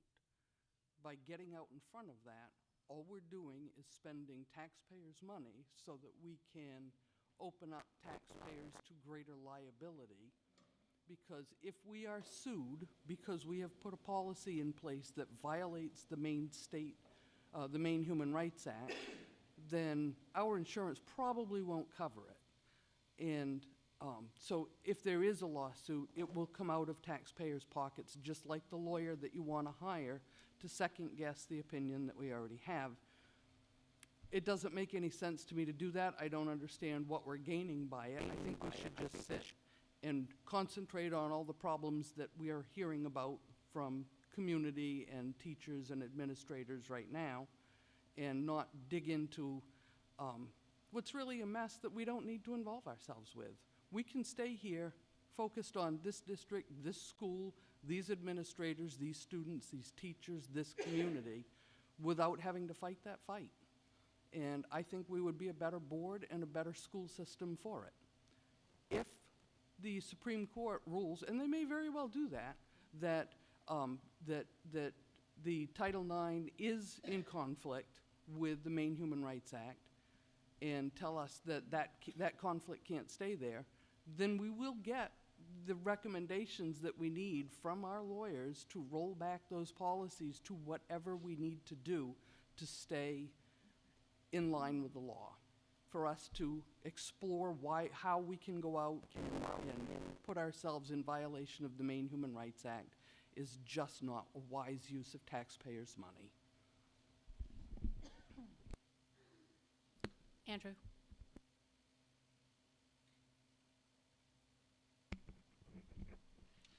Do we have an estimate of how much this would cost us? How many hours, how many billing hours? I spoke with the law firm, Steve Smith Trial Lawyers, and they told me $300 for an initial consultation of an hour. How many hours are we looking at? Just 1 hour.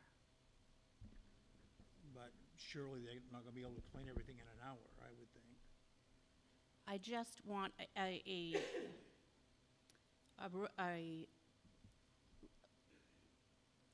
ruling on how they think Title IX would fall if we leave our policies the way they are. So I don't know that it would take more than an hour. I have no idea. I haven't spoken with any attorneys. I've only spoken with the paralegal. I'd like to make an amendment to the motion to limit the consultation to 1 hour. I am open to other opinions, but I don't want, as Tina said, I don't want this costing us an arm and a leg and wasting a lot of taxpayer money. Oh, I'm not interested in that either. Roger? I am 100% okay with bucking the Maine Civil Rights Act, okay? I'm rooted in facts and reality. MSAD 70 has not been sued yet.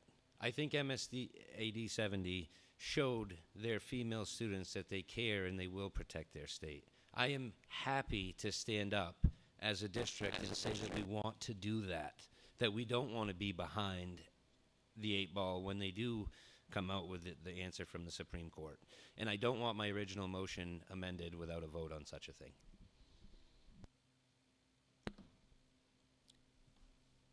Blaine?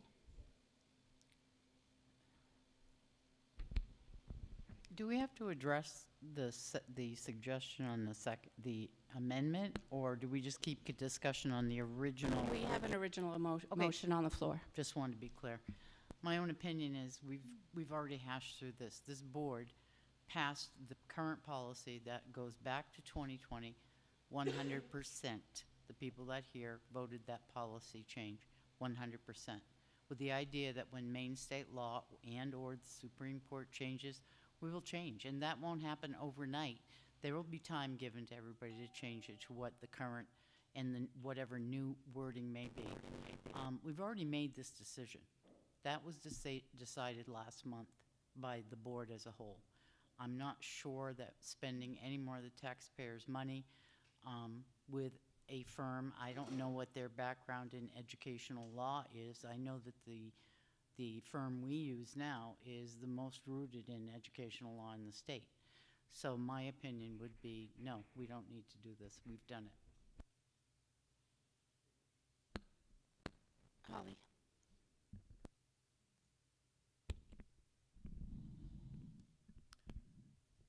My opinion is MSAD 70 has not been sued by anybody as of their decision to go back to the original Title IX. I think we owe our people that had signed the petitions, and there was a lot of people that signed the petitions about Title IX wanting us to turn it back. So I think we owe them at least a investigation into what it would take, what the liability is, what the a second opinion just isn't going to hurt. And if it doesn't cost us an arm and a leg, let's do it. My concern is that we could be sued the other way by a girl not being protected. It could happen the other way. Dawn.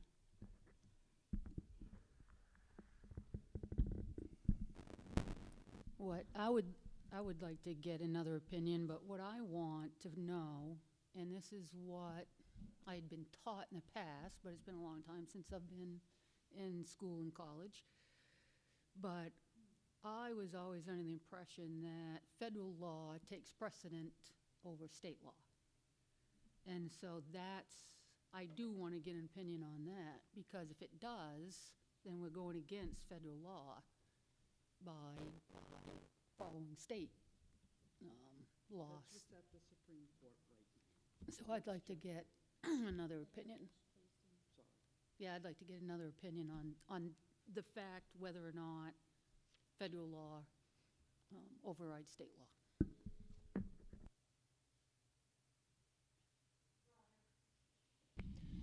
So, you know, and another thing is talking about taxpayers. We had a survey on masks when we did that mask stuff, and I think if we had a survey for the taxpayers, it would come out very similar to the rest of the state of Maine numbers, where 69% of our population doesn't want men in female spaces. I do find that would be true. So I think making the claim that our taxpayers wouldn't be up for this challenge is not correct. I think our taxpayers would absolutely stand behind us and be proud of us for making a stand.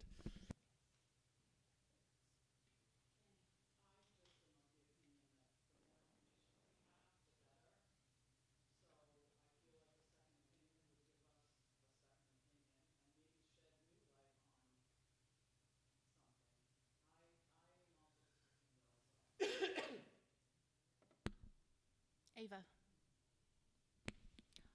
I would also like to second the importance of our district taking the initiative to check our work, especially through our lawyers and the people that are ultimately giving us direction on these things. This topic is really important. I think it doesn't only affect girls, but it affects many other groups of people. And to have somebody check the work with a cost that isn't for the district as a whole, I don't know how that would totally impact the district with our funds, but I think that $300 to be able, or so, to be able to talk with somebody else about a second opinion on what our lawyers have been telling us is really important. And I think with the petition that did get passed around, there was a lot of signatures of people that are taxpayers in our towns, our supporting towns, that do show support with us possibly doing something like this, taking action.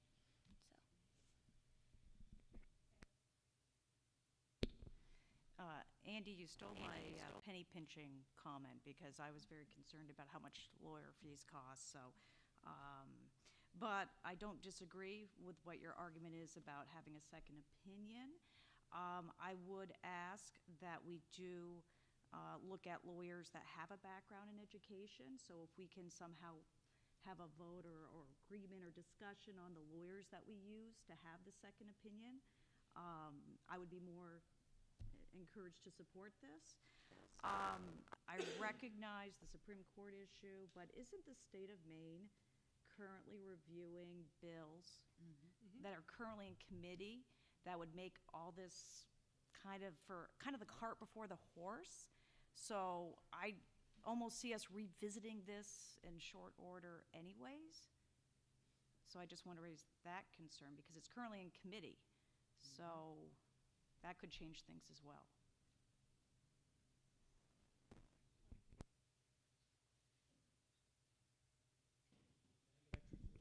Can we act like for a second that we do live in Maine and that if it's in committee and on the left side, it's likely to pass in the current climate that we have? Also, I don't necessarily want to go with a firm that's rooted in education, because I think if you Google every single firm that's rooted in education in the state of Maine, it will say they are left-leaning law firms, just like Drummond and Woodson will say online.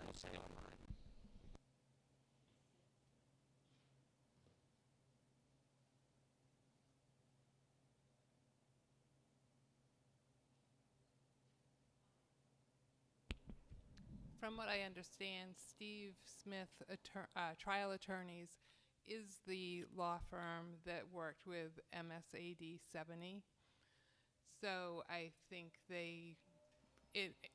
I would guess that they do have education experience. We certainly can confirm that, I'm sure. There is also the funding or grant money that may be attached to some of this, that something we might want to consider in our investigating of, the Title IX, because there is funding that is attached to this.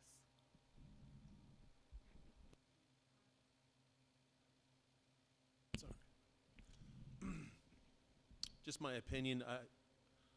I'm open to a second opinion. I am. I do want to point out, just so the board knows, that there is a little bit of a difference between RSU 73 and SAD 70. SAD 70 has a fraction of the students that we have. I'm not exactly sure how many students are in the high school, but it's 40. I don't know. It's minuscule. Also, they are so far away from Augusta. I think they're not on Janet Mills' radar. And then also just noting that they are knee deep in Trump country. They really are. So there are some differences between our community and SAD 70 that would make, and I would bet that every single person on that board is a conservative. Thank you.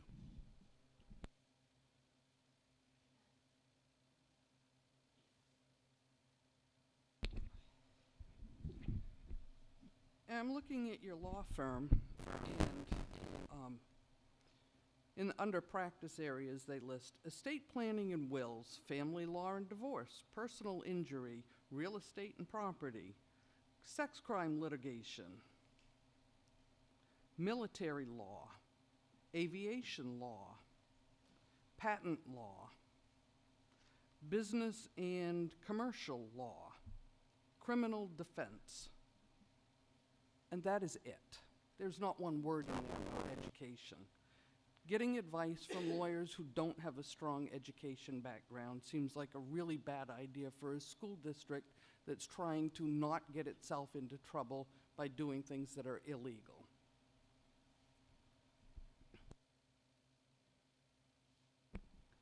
Just as a point of order, since I failed to get a second for my amendment, I'm withdrawing it.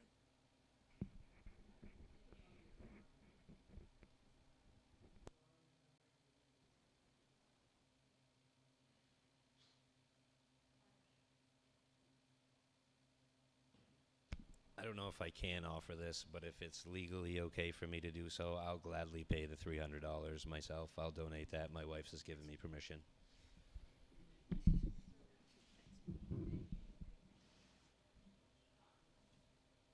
Just a quick question. Is there, has Drummond and Woodsum expressed that they wouldn't represent us if this board decided to go against?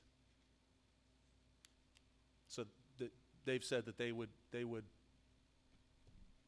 litigate if this board decided to buck the state of Maine. That's my question. No, there are lawyers, and they said they would represent us. They never said you can't or you couldn't. They made it clear that you probably shouldn't get out in front of this because of possible lawsuits, and the fact that it doesn't, they didn't believe that it would change anything for, I mean, yes, it shows that how we might feel as a district, but it doesn't change who we would be playing against throughout the state, because we don't play against 70. There are other districts haven't done that yet. Like I said, they never said you can't, they never said you couldn't, and they would represent us no matter what we decided. But as they often point out, anybody can sue us at any time, but they'd rather have it be easier for us to win a lawsuit than for us to get caught up in something that is not necessarily a good thing. So they would represent us. Ava.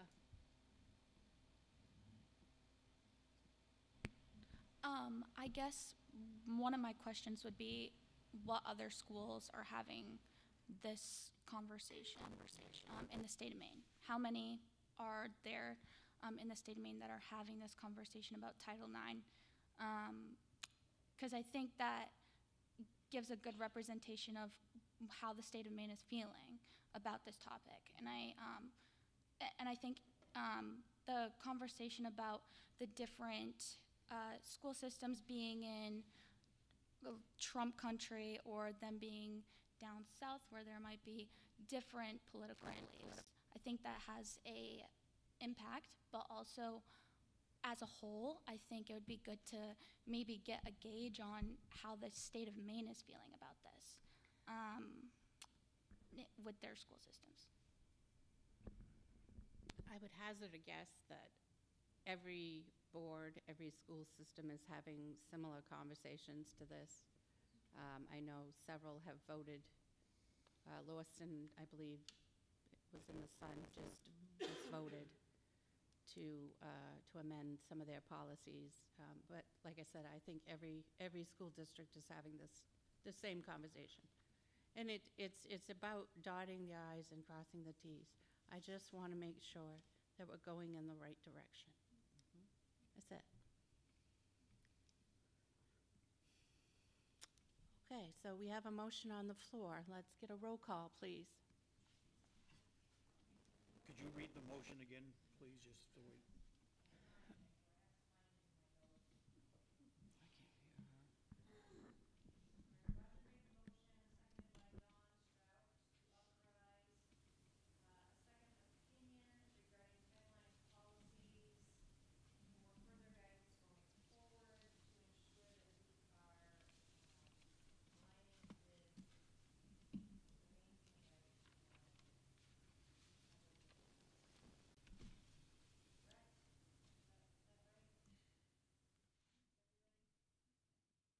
Just a point of order,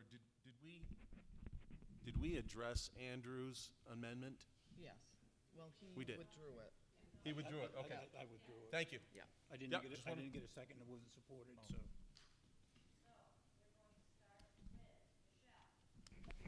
Yes. Yes. Yes.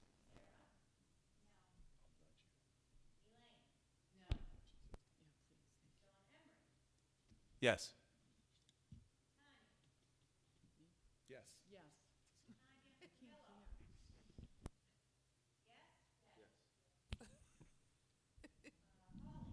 Yes. Yes.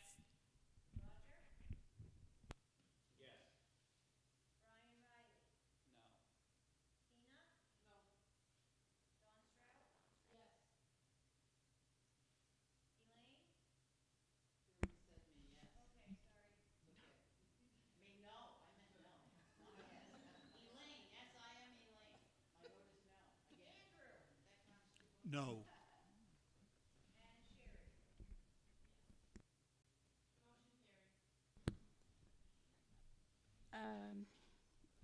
Seeking a motion to go into executive session to discuss new school board representatives pursuant to 1 MRSA 4056A. Do I have a second? Second by Tina. Okay, we can, after a brief bathroom break. Yes. Oh, all in favor, say aye. Aye. Opposed?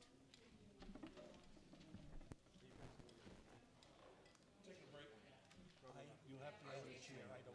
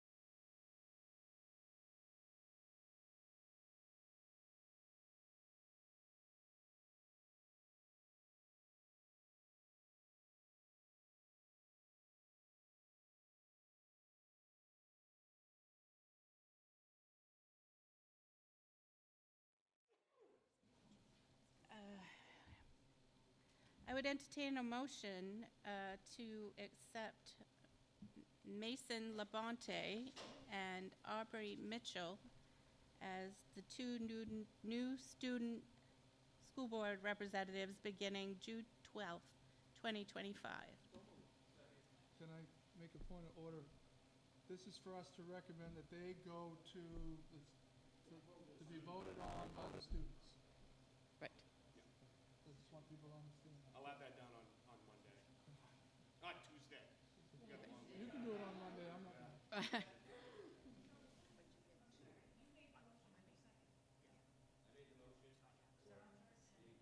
And Dawn. Roger and Dawn. All those in favor say aye. Aye. All those opposed? Oh, do you want this? Oh, discuss, what?